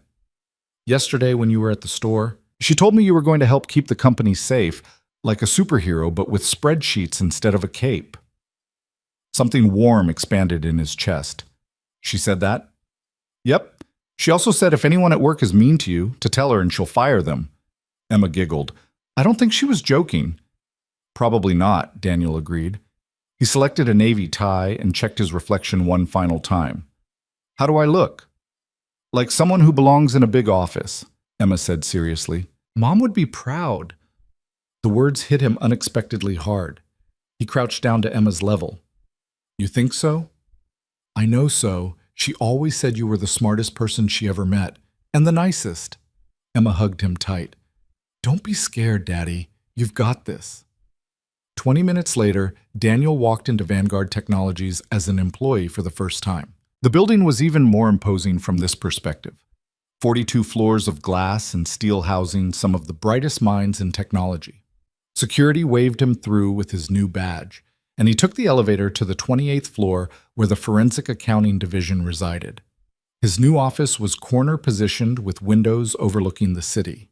It was easily 3 times the size of his old cubicle at the consulting firm. The desk was real wood, the chair ergonomic, and there was a coffee maker on the credenza that looked like it cost more than his old monthly rent. A woman in her mid-30s with red hair and sharp green eyes knocked on his open door. Daniel Hayes? That's me. Jennifer Park, senior analyst. Welcome to the team. She came in and shook his hand with a grip that meant business. We've been short-staffed for months, so honestly, I don't care how you got this job. If you can actually do the work, you'll have my support. Daniel appreciated the directness. Fair enough. What's the current workload look like? Disaster, mostly. We've got 3 active investigations into expense fraud, a vendor audit that's 6 months behind schedule, and Marcus from Executive Security sent down a request to review all transactions over $5 million from the last quarter. She handed him a thick folder. That last one is yours. He specifically asked for you. Daniel flipped through the folder, his trained eye already catching patterns. Large transfers to shell companies, vendor payments that didn't match standard contracts, consulting fees that seemed excessive. This is going to take weeks to untangle properly, he said. You've got 2. Ms. Vale, wants preliminary findings before the quarterly board meeting. Jennifer paused. Look, I know the situation is awkward. You being married to the CEO, but if you're actually good at this, we need you. The company's been hemorrhaging money through fraudulent transactions for at least a year, and we haven't had the manpower to track it all down. A year? Daniel looked up sharply. How much are we talking about? Conservative estimate? 50 million, possibly more. Daniel's jaw tightened. $50 million in fraud, and Alexandra had been fighting to keep control while someone systematically robbed the company blind. Who knows about this? Me, you, Marcus, and Ms. Vale. She's been keeping it quiet to avoid spooking whoever's behind it. Jennifer met his eyes. She said you're the only person she trusts to find the truth without leaking it to the board prematurely. No pressure, then. Welcome to Vanguard, Jennifer said with a wry smile. Coffee's in the break room. Try not to have a mental breakdown before lunch. We've got a pool going on how long new hires last. She left, and Daniel sat down at his new desk, opened his laptop, and dove into the numbers. Within an hour, he'd forgotten to be nervous. The spreadsheets made sense in a way corporate politics never would. Money left trails, and trails could be followed. By noon, he'd identified 3 shell companies that appeared in multiple transactions. By 3, he'd traced 2 of them back to a single offshore account. By 5:30, when he absolutely had to leave to pick up Emma, he'd found a pattern that made his blood run cold. Someone with executive-level access had been systematically siphoning funds for at least 18 months, routing them through increasingly complex channels to hide the theft. And the timing of the largest transfers coincided exactly with major company decisions. Someone on the inside was selling corporate intelligence and stealing millions in the process. Daniel saved his work, locked his computer, and headed home with a stomach full of dread. This wasn't simple fraud. This was corporate espionage at the highest level. He found Alexandra already home, which was unusual. She was in her study, still in work clothes but with her shoes off, reading through a stack of contracts with the kind of focus that meant she was stressed. "You're home early," Daniel said from the doorway. She looked up, and some of the tension in her face eased. Board member called an emergency meeting for tomorrow. Wanted to give me a heads up that they're questioning the Meridian decision. She set down the contract. "How was your first day?" "Productive and concerning." He came into the room, closed the door behind him. "The fraud investigation Marcus asked me to run? It's worse than anyone thought." Alexandra's expression sharpened. "How much worse?" "At least 50 million over 18 months, possibly more. But that's not the worst part." Daniel pulled out his phone, brought up the notes he'd made. "The transactions correlate with major corporate decisions. Someone with access to executive-level information has been timing the theft to coincide with announcements that would affect stock prices, vendor contracts, acquisition talks." "Inside trading combined with embezzlement," Alexandra said quietly. "Exactly. And whoever it is has been careful. The amounts are just under the threshold that would trigger automatic review. The shell companies are layered behind legitimate-looking LLCs. If I hadn't been specifically looking for patterns, it could have gone unnoticed for years." Alexandra stood, pacing to the window. "Do you have any idea who?" "Not yet, but the access level required narrows it down to maybe 20 people total, C-suite executives, senior VPs, board members with administrative privileges." "Victor," Alexandra said immediately. "Maybe, but I need more evidence before we can accuse anyone, especially someone that powerful." Daniel hesitated. "There's something else. One of the shell companies received a large payment 2 days after our wedding was announced, $5 million, coded as a consulting fee." Their eyes met, and Daniel saw the same realization dawn in Alexandra's expression that had hit him that afternoon. Someone's paying for information about us, she said, or paying someone to destabilize the marriage. Either way, this isn't just about money anymore. This is about removing you from power. Alexandra returned to her desk, her movements controlled, but Daniel could see the fury beneath the surface. We need to move carefully. If Victor or whoever's behind this realizes we're investigating, they'll either destroy evidence or accelerate whatever they're planning. Agreed. I'll keep digging, but quietly. In the meantime, Daniel's phone buzzed. Emma's school. Hold on, this is Emma's teacher. He answered, and Mrs. Patterson's warm voice came through. Mr. Hayes, I'm so sorry to bother you. Emma's fine, but there was a small incident today I wanted to discuss. Could you and Ms. Vale come in tomorrow for that conference we scheduled? What kind of incident? Nothing serious, but it involves some questions the other children were asking about your recent marriage. Emma handled it beautifully, but I think it would be good to talk in person. Daniel's stomach sank. We'll be there. 3 o'clock? Perfect. See you then. He hung up and found Alexandra watching him with concern. Emma? Kids at school asking about the marriage. The teacher wants to meet with both of us tomorrow. Of course they are, Alexandra said tiredly. I should have anticipated this. 7-year-olds don't exactly understand corporate marriages of convenience. Neither do most adults, Daniel pointed out. We'll handle it. Together. Something softened in Alexandra's expression. Together. I'm still getting used to that word actually meaning something. Before Daniel could respond, Emma's voice echoed up the stairs. Daddy! Miss Alexandra! I'm home! They went downstairs to find Emma with Catherine, already launching into a detailed account of her day that involved a science experiment with vinegar and baking soda that had apparently gone explosively well. Over dinner, Emma chattered about her new friends, the library that had an entire section on prehistoric life, and the art teacher who let her paint a mural of a T-Rex. She seemed happy, adjusted, like the transition to a new school and new life hadn't fazed her at all.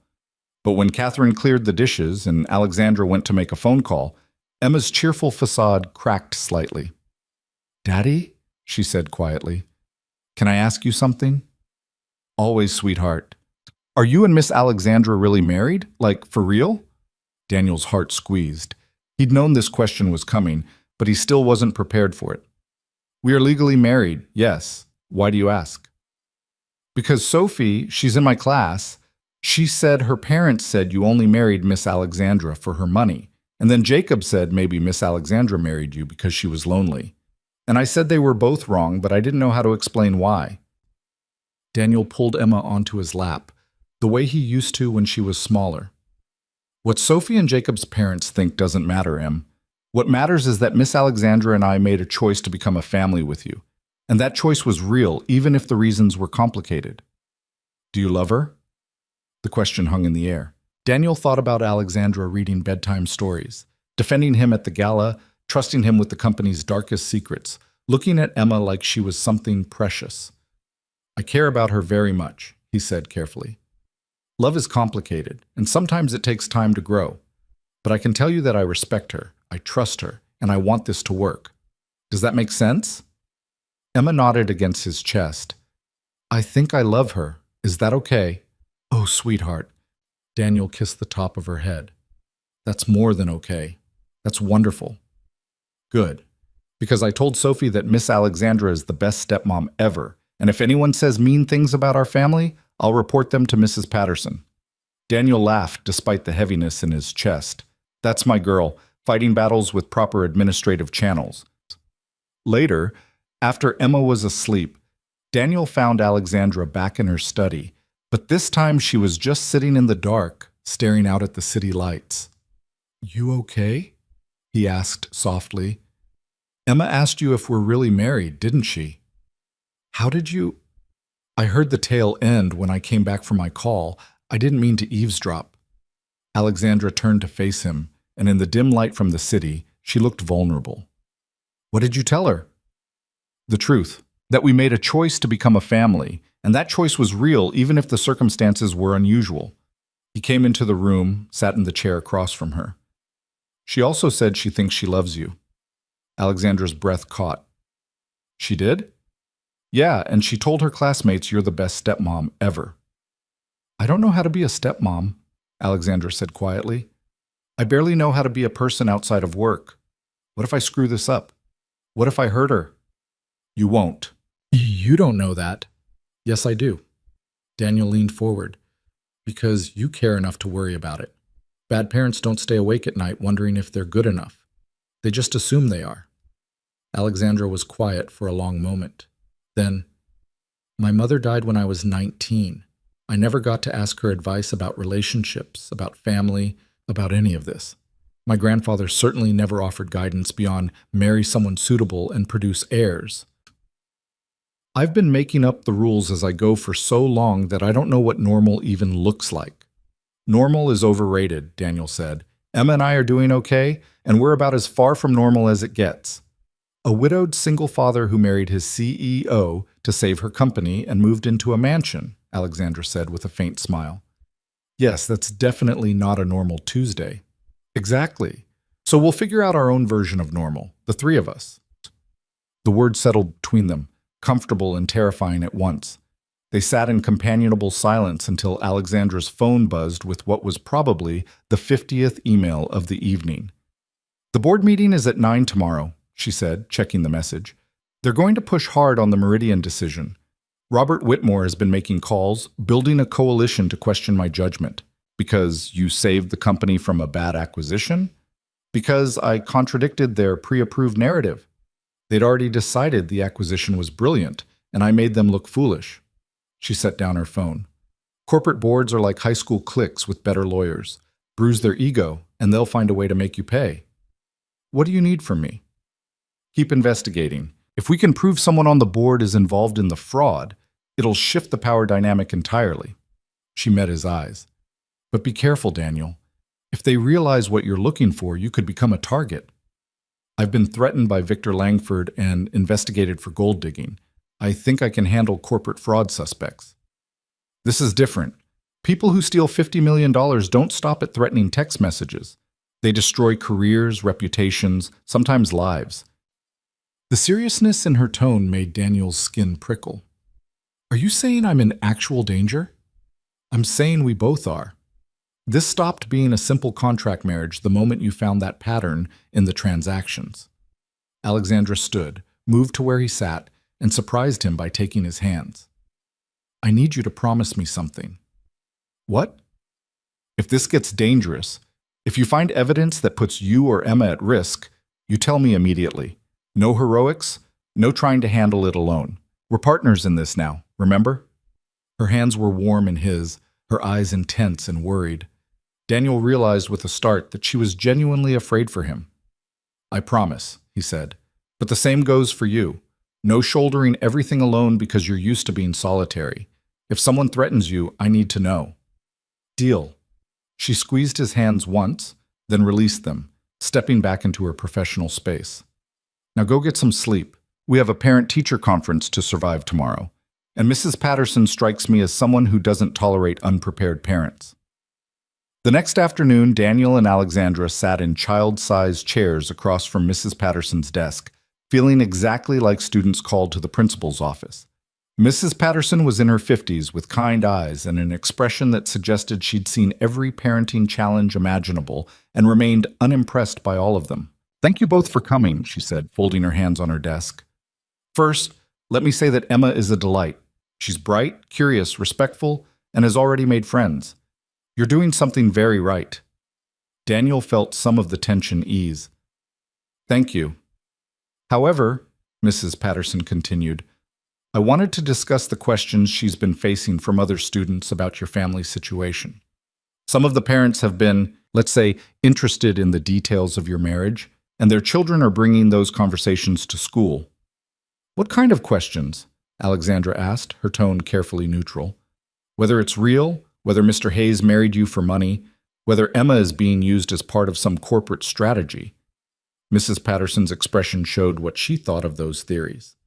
7-year-olds don't understand nuance, so they repeat what they hear at home. Emma has handled it with remarkable maturity, but I wanted you to be aware. How do we help her? Daniel asked. Keep doing what you're doing. She feels secure, loved, confident in her place in your family. That's what matters. Mrs. Patterson smiled slightly. Though I will say, when Sophie Martinez suggested Emma's new situation was suspicious, Emma informed her that her father is a forensic accountant who specializes in finding the truth, and if anyone was suspicious, it was Sophie's mother's new Botox regimen. Alexandra made a sound that might have been a suppressed laugh. She said that? Verbatim. I had to give her a gentle talk about kindness. But between you and me, Sophie's mother has been spreading half the rumors about your family, so I didn't try very hard to sound stern. Daniel couldn't help but smile. That's my kid. She's a fighter, Mrs. Patterson agreed. Just make sure she knows she doesn't have to fight these battles alone. You're both here for her, and so am I. They talked for another 20 minutes about Emma's academic progress, her social adjustment, and the upcoming science fair she was already planning for. By the time they left, Daniel felt infinitely better about Emma's transition. In the car, Alexandra was quiet until they were halfway home. Then she said, "She defended us, with Botox commentary. That's Emma. Tactical honesty delivered with precision. She gets that from you. The honesty, maybe. The tactical delivery is all her mother. Rachel could shut down an argument with a single, well-placed observation." Daniel glanced at Alexandra. "Emma really does think of you as family, you know. This isn't just convenient proximity for her." "I know," Alexandra said softly. "That's what terrifies me. I don't know how to be what she needs." "You already are. You show up, you pay attention, you treat her like a person instead of a child to be managed. That's more than a lot of parents do." They pulled into the driveway, and Alexandra turned to face him in the dimming light. "When this started, I thought I could keep everything compartmentalized. Business arrangement here, personal life there, nothing overlapping. But Emma draws pictures of us as a family. You defend me to hostile investors. I threaten people who mention your daughter's name. We're not compartmentalized anymore." "No," Daniel agreed. "We're not. So what do? We keep going. We figure it out. His phone rang. Jennifer Park. He answered on speaker. "Daniel, you need to see this." Her voice was tight with urgency. "I stayed late running the analysis you asked for. I found another shell company, but this one's different. The account holder is listed." "Who?" "Marcus Chen, Alexandra's head of security." The words hit like a physical blow. Daniel met Alexandra's eyes and saw his own shock reflected there. "Are you sure?" Alexandra asked, her voice deadly calm. "Transaction records don't lie," Jennifer said. "He's been receiving payments for the last 8 months. Smaller amounts than the other shells, but consistent. I'm sending you the documentation now." Alexandra's phone buzzed with the incoming files. She opened them, scrolled through, and her face went pale. "Thank you, Jennifer," Daniel said. "Don't discuss this with anyone else. We'll handle it from here." He hung up and watched Alexandra process the betrayal. Marcus, who'd driven them to their wedding, who'd helped them move, who'd been her head of security for 8 years. "It could be a mistake," Daniel said, though he didn't believe it. "It's not." Alexandra's voice was flat. "The amounts match consulting fees Marcus would have access to approve. The timing aligns with security protocol updates he would have known about." She looked at Daniel, and her eyes were full of fury and hurt. "He's been selling my security vulnerabilities to whoever's trying to take me down." "We don't know that for certain." "Yes, we do." She pulled out her phone, started to dial, then stopped. "If I confront him now, he'll run or destroy evidence. We need to be smart about this." "We need proof that connects him to Victor or whoever's orchestrating this," Daniel said. "And we need to make sure Emma's safe. If Marcus has been compromised, he lives on the property." Alexandra's face had gone from pale to ashen. "He has access to the house, to security systems, to everything." They looked at each other, the same realization crystallizing. The man they'd trusted to protect them might be the biggest threat of all. "We go home," Daniel said. "We act normal. We don't let him know we suspect anything. And tomorrow, we find enough evidence to bury him and whoever he's working with." Alexandra nodded, her jaw set. "And if he's working with Victor? Then we expose them both. But first we keep Emma safe." They drove the rest of the way in tense silence. When they reached the house, Marcus was waiting by the garage, exactly as he always did, with his easy smile and casual competence. "How was the parent-teacher conference?" he asked. "Fine," Alexandra said, her voice giving nothing away. "Emma's doing well." "Good to hear. I've got the updated security schedule for you to review whenever you have time." "Tomorrow's fine," she said, walking past him toward the house. "I've got calls to make tonight." Daniel followed, his skin crawling with the knowledge that the man they'd trusted might be planning their downfall. Inside, Emma was doing homework at the kitchen table with Catherine supervising. She looked up when they entered, her face brightening. "Did Mrs. Patterson tell you about the science fair?" she asked excitedly. "I'm going to build a model of plate tectonics. Can we go to the science store this weekend?" "Absolutely," Daniel said, forcing normalcy into his voice. "Whatever you need." He helped Emma with her homework while Alexandra disappeared into her study, probably reviewing the evidence Jennifer had sent. By the time Emma went to bed, Daniel's nerves were stretched to breaking. He found Alexandra in the library, a glass of whiskey in her hand, staring at her laptop screen with an expression that could cut glass. "I've been going through Marcus's personnel file," she said without looking up. "He came highly recommended. Impeccable credentials. 15 years of military and private security experience. I trusted him completely." "People betray trust for a lot of reasons," Daniel said quietly. "Money, ideology, blackmail, or because they never deserved it in the first place." She finally looked at him. "I need to know how deep this goes. If Marcus has been compromised, then our entire security infrastructure is vulnerable. The house, the company, Emma's school, everything. Then we bring in someone from outside, someone Marcus doesn't know about. I'll make some calls." Alexandra set down her whiskey. "But Daniel, if this connects to Victor, if he's been planning this since before we even got married, then we were always going to end up here," Daniel finished, "fighting for the company, for our family, for everything we're trying to build." Some contract marriage this turned out to be. Despite everything, Daniel smiled. "Yeah, it's definitely more complicated than advertised." They sat together in the library, making plans and backup plans, preparing for a confrontation neither of them wanted but both knew was coming. Outside, Marcus Chen finished his security rounds, completely unaware that his carefully constructed deception was about to collapse. And somewhere in the city, Victor Langford was probably celebrating what he thought was his impending victory, not realizing that Daniel Hayes had just found the thread that would unravel his entire scheme. The game had changed. The stakes were higher than corporate control now. This was about family, trust, and survival. And Daniel was done playing defense. The calls Alexandra made that night brought a woman named Sarah Chen, no relation to Marcus, to the house at 6 the next morning. She was former FBI, now running her own security consulting firm, and she moved through the mansion with the kind of efficiency that made Daniel understand why Alexandra trusted her.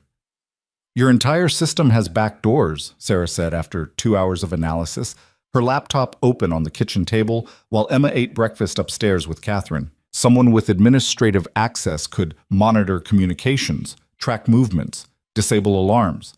If Marcus wanted to compromise this location, he could do it remotely without ever stepping foot inside. "Can you lock him out?" Alexandra asked. "Already done. I've also installed independent monitoring on all entry points that feeds directly to my team. He'll notice eventually, but by then we'll know if he tries to access anything he shouldn't." Sarah looked between them. "But I have to ask, are you sure about this? Marcus Chen has an impeccable record. If you're wrong about him—" "We're not wrong," Daniel said, showing her the transaction records Jennifer had compiled. "The money trail is clear." Sarah studied the documents, her expression darkening. "This is sophisticated. Whoever's behind this has resources and patience. They've been building this for over a year." "Victor Langford," Alexandra said. "He has both." "Then you need to move carefully. Men like that don't lose gracefully." Sarah closed her laptop. "I'll have my team maintain surveillance. If Marcus makes contact with anyone suspicious, we'll know." After Sarah left, Daniel and Alexandra sat at the kitchen table drinking coffee that had gone cold, the weight of what they were about to do settling over them. "The board meeting is in 3 hours," Alexandra said quietly. "Robert Whitmore is going to question the Meridian decision, probably with Victor feeding him ammunition. If Marcus realizes we've locked him out of the security system before then—" "He won't," Daniel interrupted. "Sarah's good. And we have bigger problems. I need to present the fraud findings to you officially before the board meeting so you have ammunition of your own. Can you tie it to Victor definitively? Not yet, but I can prove someone on the executive level has been systematically stealing from the company. That alone should shift the board's focus. Alexandra nodded, then checked her watch. I need to get ready. You should too. The board will expect both of us there. Both of us? You're head of forensic accounting now. This is your investigation. You present the findings. She met his eyes. And Daniel? Don't hold back. Whatever you found, they need to hear it. 2 hours later, Daniel stood in Vanguard's main boardroom wearing his best suit and trying not to visibly sweat. The room was designed to intimidate. Floor-to-ceiling windows overlooking the bay, a table that could seat 30, and original artwork that probably cost more than most people's houses. The board members filed in one by one. Robert Whitmore with his silver hair and predatory smile, Margaret Chen looking coolly professional, Victor Langford, who wasn't technically a board member but had been invited as a concerned major shareholder, took a seat near the head of the table with the confidence of someone who thought he'd already won. Alexandra sat at the head of the table, composed and controlled, every inch the CEO. She caught Daniel's eye once, a brief moment of connection, then turned her attention to the room. Let's begin, she said. Robert, I believe you called this meeting? Robert stood, his smile not reaching his eyes. Thank you, Alexandra. I'll be direct. Several board members have expressed concern about your recent decision to withdraw from the Meridian acquisition. It was a deal we'd spent months negotiating, with projected returns that would have significantly benefited our shareholders. Projected returns based on fraudulent financial reporting, Daniel said before he could stop himself. Every head in the room turned toward him. Robert's smile froze.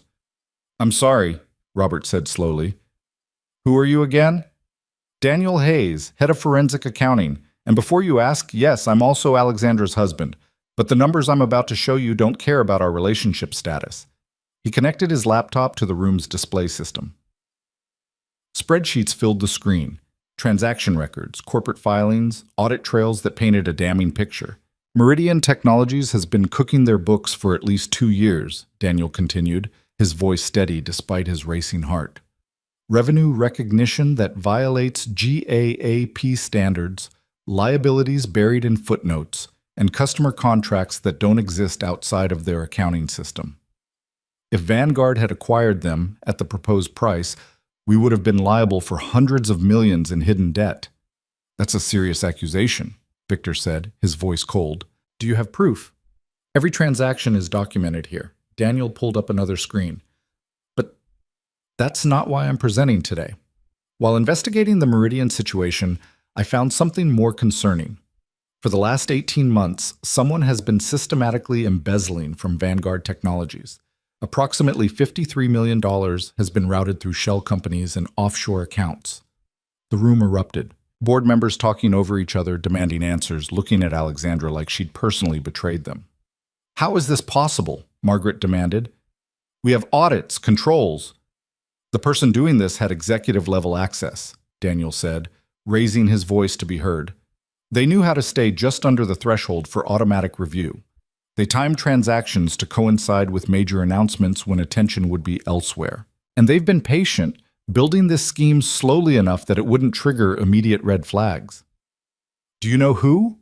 Robert asked, and for the first time he looked genuinely shaken rather than performatively concerned. Daniel glanced at Alexandra. She gave him a slight nod. I have evidence connecting several shell companies to specific individuals, he said carefully, but I'm still working to establish the complete chain of custody. What I can tell you is that the theft correlates with strategic company information that only a select few would have access to. This is convenient, Victor said, standing. His face had gone red. Your wife faces a hostile board questioning her judgment, and suddenly her husband discovers massive fraud that conveniently makes her look like a victim rather than the problem. The math doesn't care about convenience, Daniel shot back. Every transaction is documented. Every shell company has a paper trail. If you don't believe me, hire an independent forensic firm to verify. The numbers will tell the same story. Then name names, Victor pressed. If you have evidence, present it. Otherwise, this is just a distraction. Daniel was about to respond when the boardroom door opened. Sarah Chen walked in, followed by two men in FBI windbreakers. "Victor Langford," one of the agents said, "we have a warrant for your arrest on charges of corporate fraud, embezzlement, and conspiracy." The room went dead silent. Victor's face drained of color. "This is absurd," he said, but his voice had lost its certainty. "On what evidence?" "On the evidence Mr. Hayes compiled and turned over to federal investigators 3 days ago," the agent said, "along with additional documentation provided by Marcus Chen as part of a cooperation agreement." Daniel felt Alexandra stiffen beside him. Marcus. The man who'd betrayed them had apparently betrayed Victor too. "I don't know what you're talking about," Victor said, but he was already backing toward the door. "We have transaction records showing you received over $40 million in stolen funds from Vanguard Technologies," the second agent said, pulling out handcuffs. "We also have recordings of conversations between you and Marcus Chen discussing the timing of thefts to coincide with efforts to destabilize Ms. Vale's leadership. You have the right to remain silent." The rest of the Miranda warning faded into background noise as agents led Victor from the room in handcuffs. Daniel watched, his mind racing. Marcus had cooperated? When? How? As if summoning him by thought alone, Marcus appeared in the doorway. He looked exhausted, older than Daniel had ever seen him, and when his eyes met Alexandra's, there was nothing but regret there. "I need to explain," he said quietly. "Make it quick," Alexandra said, her voice like ice. Marcus stepped fully into the room.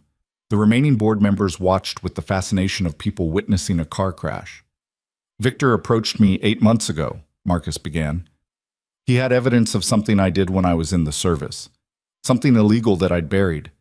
He said if I didn't help him, he'd destroy my career and probably send me to prison. So I gave him access to security protocols, helped him time the thefts, fed him information about board members he could manipulate." "Why should we believe anything you say?" Robert demanded.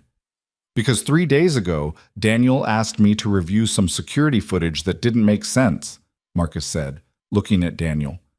"Timestamps that had been altered, access logs that showed me places I'd never been. I realized Victor wasn't just using me for information. He was setting me up to take the fall for everything." "So you went to the FBI?" Alexandra said.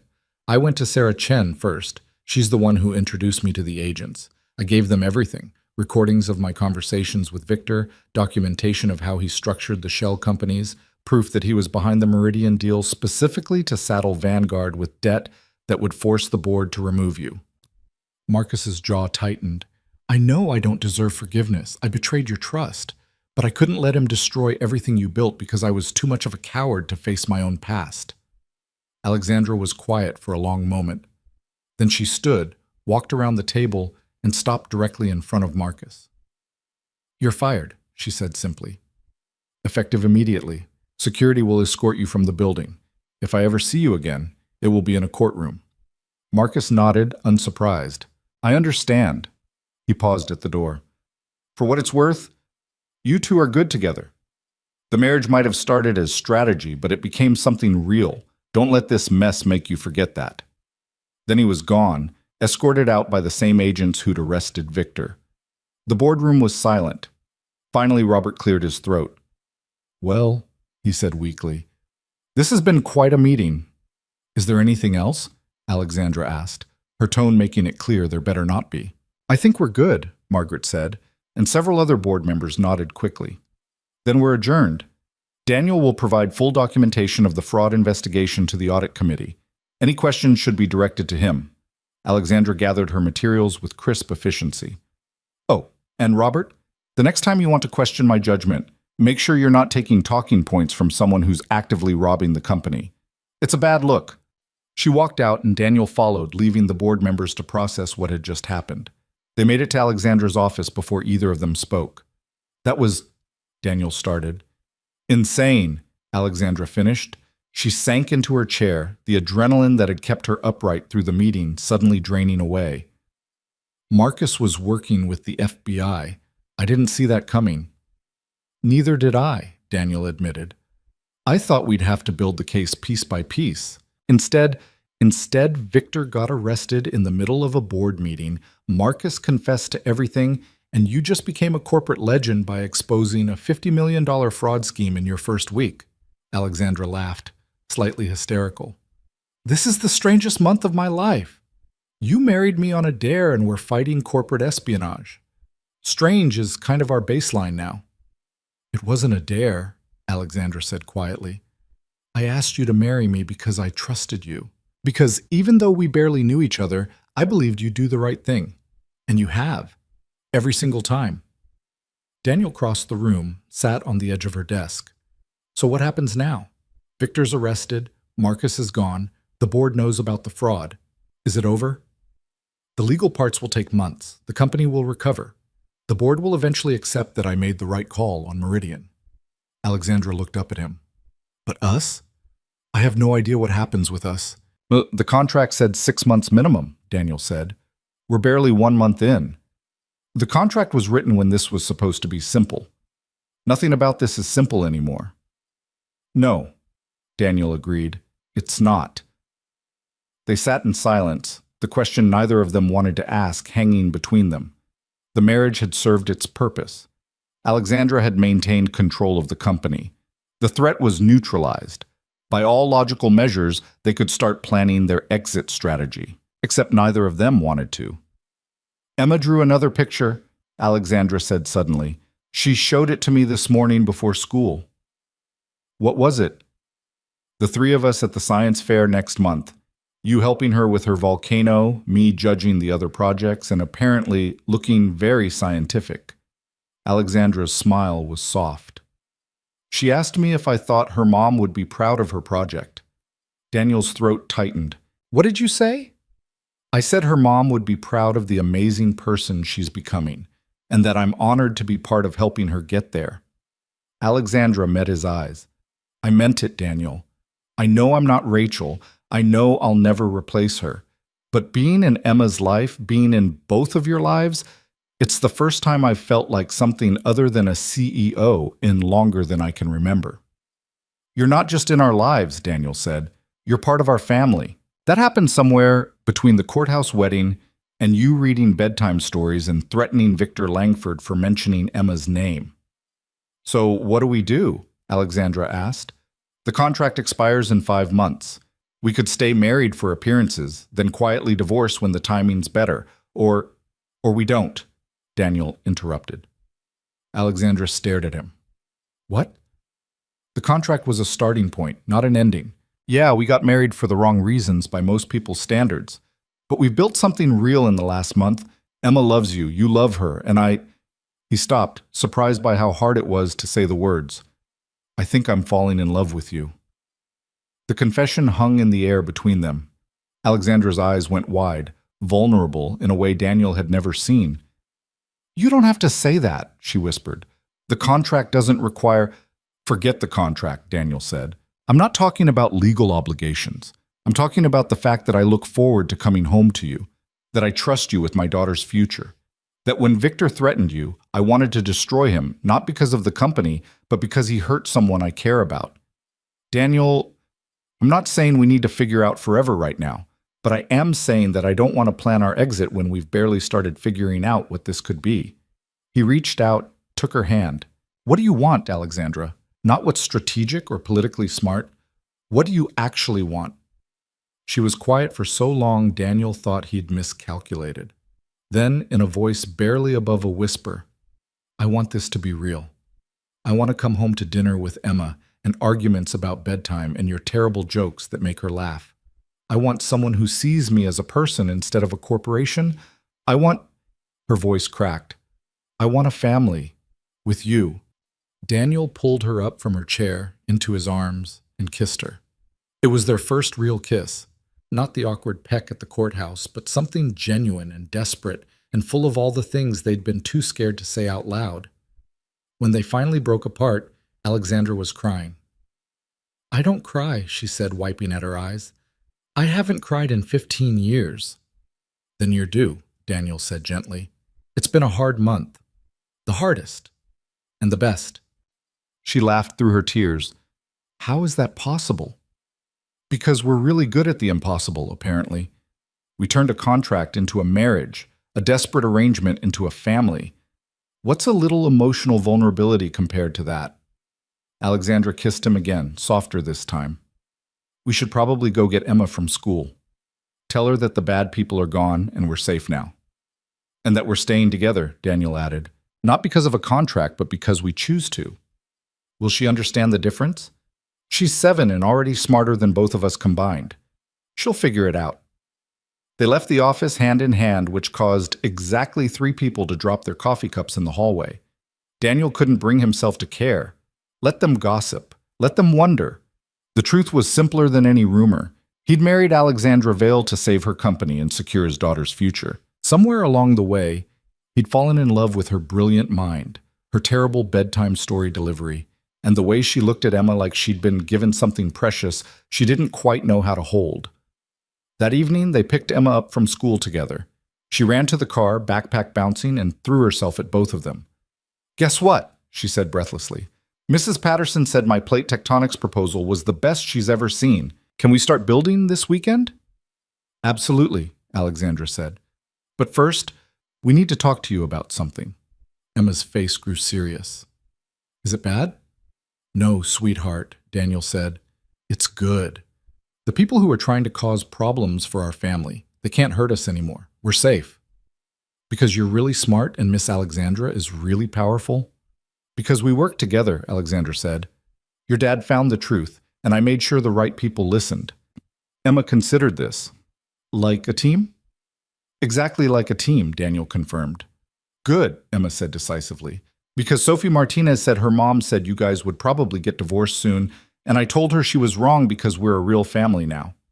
Daniel and Alexandra exchanged glances. "You were right," Alexandra said softly. "We are a real family. Not because of paperwork or contracts, but because we choose to be." "I know," Emma said, as if this were the most obvious thing in the world. "Can we get pizza for dinner? Real families have pizza night." They got pizza. They built the foundation for Emma's science fair project in the living room, which resulted in baking soda everywhere and Catherine making exasperated noises about the carpet. They watched a documentary about the Cretaceous period that Emma had seen at least 5 times, but insisted they needed to watch together as a family activity. Later, after Emma was asleep, Daniel and Alexandra sat on the terrace where they'd first started having real conversations. "The board is going to announce the arrest tomorrow," Alexandra said. "There will be media coverage, probably another round of intense scrutiny. Will you be okay with that? With you beside me?" "Yeah, I think I will." She leaned against him, and Daniel wrapped his arm around her shoulders. "The contract said 6 months, but I'm thinking longer term now." "How long term? Until Emma graduates college? Until we're too old to remember why we started this in the first place?" Alexandra smiled. "I'm not good at traditional romance, Daniel. I can't promise poetry or grand gestures. But I can promise honesty, partnership, and showing up every day to figure this out together." "That sounds perfect," Daniel said, "though I reserve the right to make terrible jokes and dad humor. I'd be disappointed if you didn't." They sat in comfortable silence until Alexandra's phone buzzed. She checked it, then laughed. "What?" Daniel asked. Marcus's cooperation helped the FBI identify 3 other companies where Victor had similar schemes running. They're estimating total fraud across all his operations at over $200 million. She showed him the news alert. "He's going to prison for a very long time." "Good," Daniel said simply. "The article mentions us. Says you're the forensic accountant who cracked the case and that our marriage, quote, proved to be more than just a corporate strategy." Alexandra raised an eyebrow. "They have no idea how right they are." 3 months later, Daniel stood in the gymnasium of Pacific Heights Prep, watching Emma present her plate tectonics project to a panel of very serious judges. Her model showed continental drift through different geological eras, complete with working volcanoes that she'd insisted on making erupt realistically. "And this is how the supercontinent Pangaea broke apart over millions of years," Emma explained with the confidence of someone who'd practiced this presentation approximately 100 times. "The tectonic plates are still moving today, just very slowly, like how families change and grow but stay connected." She'd added that last part herself without telling Daniel or Alexandra. The judges smiled. When the presentation ended, Emma ran over to where they stood at the back of the gym. "How did I do?" she asked anxiously. "You were perfect," Alexandra said, crouching down to Emma's level. "Though I'm pretty sure you just compared plate tectonics to family dynamics, which wasn't in the rehearsal. I added it this morning, Emma admitted. Mrs. Patterson says the best presentations connect science to real life. And we're real life now, right? Very real, Daniel confirmed, ruffling her hair. Emma beamed, then ran off to see her friends who were presenting projects on ecosystems and the water cycle. She's going to win, Alexandra said confidently. You're biased.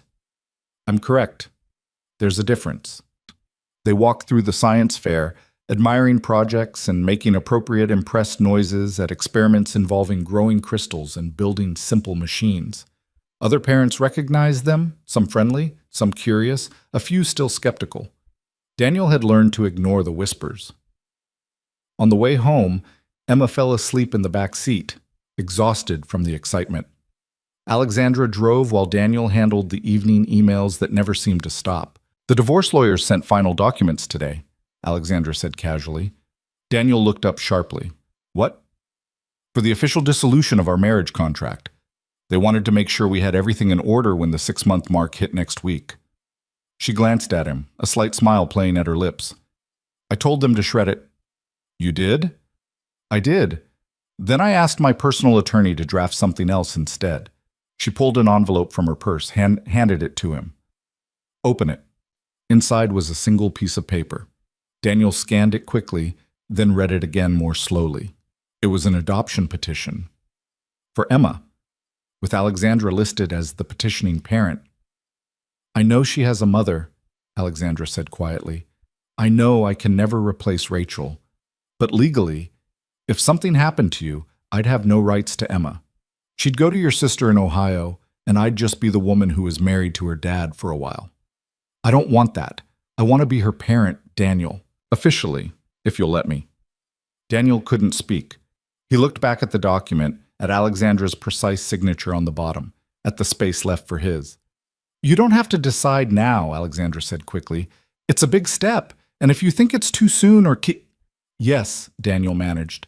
Yes, absolutely yes. Alexandra's breath caught. Really? You've been her parent since the second week we knew you. This just makes it official. He pulled out a pen, signed his name next to hers. Emma's going to lose her mind when we tell her. We'll tell her after the science fair results come in. One major life event at a time. 2 days later, Emma's plate tectonics project won first place in the 3rd grade division. She accepted her ribbon with a speech about how science helps us understand how things connect and change, which the judges found charming and Daniel found suspiciously insightful for a 7-year-old. That night, over celebratory ice cream, they told her about the adoption. Emma stared at the papers, then at Alexandra, then burst into tears. Are you okay? Daniel asked, alarmed. These are happy tears, Emma insisted, throwing her arms around Alexandra. Now you're my mom for real. Not just pretend or because of marriage. For real. Alexandra hugged her back, her own eyes suspiciously bright. For real, sweetheart. Always. Later, after Emma was finally asleep, still wearing her first-place ribbon, Daniel and Alexandra ended up back on their terrace, which had become their spot for important conversations. 6 months ago, I was desperate and alone, about to lose everything I'd built, Alexandra said. Now I have a daughter, a husband who actually likes me, and a company that's stronger than ever because we rooted out the corruption. Well, 6 months ago, I was barely keeping my head above water financially, wondering how I'd pay for Emma's future, Daniel added. Now I have a job I love, a partner who challenges me, and a family that chose each other instead of settling for biology. We're really bad at traditional, aren't we? The worst, Daniel agreed, but we're really good at us. Alexandra leaned over and kissed him, slow and sweet and full of promise. When they broke apart, she was smiling. I never thanked you properly, she said. For what? For making that stupid joke in the conference room that started all this. Maybe I should just marry you. Worst pickup line in history, but it gave me an idea when I desperately needed one. It wasn't a pickup line, it was exhaustion and poor impulse control. It was fate, Alexandra corrected. Or luck, or whatever you want to call the thing that brings people together when they need each other most. I call it Tuesday, Daniel said. Just another weird Tuesday that changed everything. They sat together watching the city lights, planning Emma's upcoming birthday party, discussing the latest development at Vanguard, and debating whether dinosaur-themed decorations were too childish for an 8-year-old's party. She's going to want the T-Rex cake, Alexandra predicted. Obviously. The question is whether we also do the fossil dig activity or if that's overkill. With Emma? There's no such thing as overkill when it comes to paleontology. Fair point.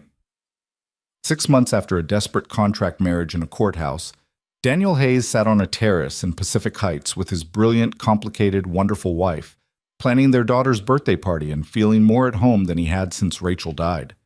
The marriage had started as a strategy, a transaction, a desperate move to save a company and secure a future. It had become something infinitely better. It had become real. Somewhere in the house, Emma slept peacefully, her first-place ribbon on her nightstand next to a photo of the three of them at the science fair. In the morning, she'd wake up and ask what they were doing today, and they'd figure it out together, the way families do. No contract required, no strategic planning necessary. Just 3 people who'd chosen each other and decided that was enough. "Hey, Alexandra," Daniel said quietly. "Yeah? I love you." She turned to him, her eyes bright in the city lights, and smiled the real smile that she only ever gave him and Emma. "I love you too," she said simply. "Now and for as long as you'll have me." "Forever then," Daniel said, give or take. Forever sounds perfect. And it was.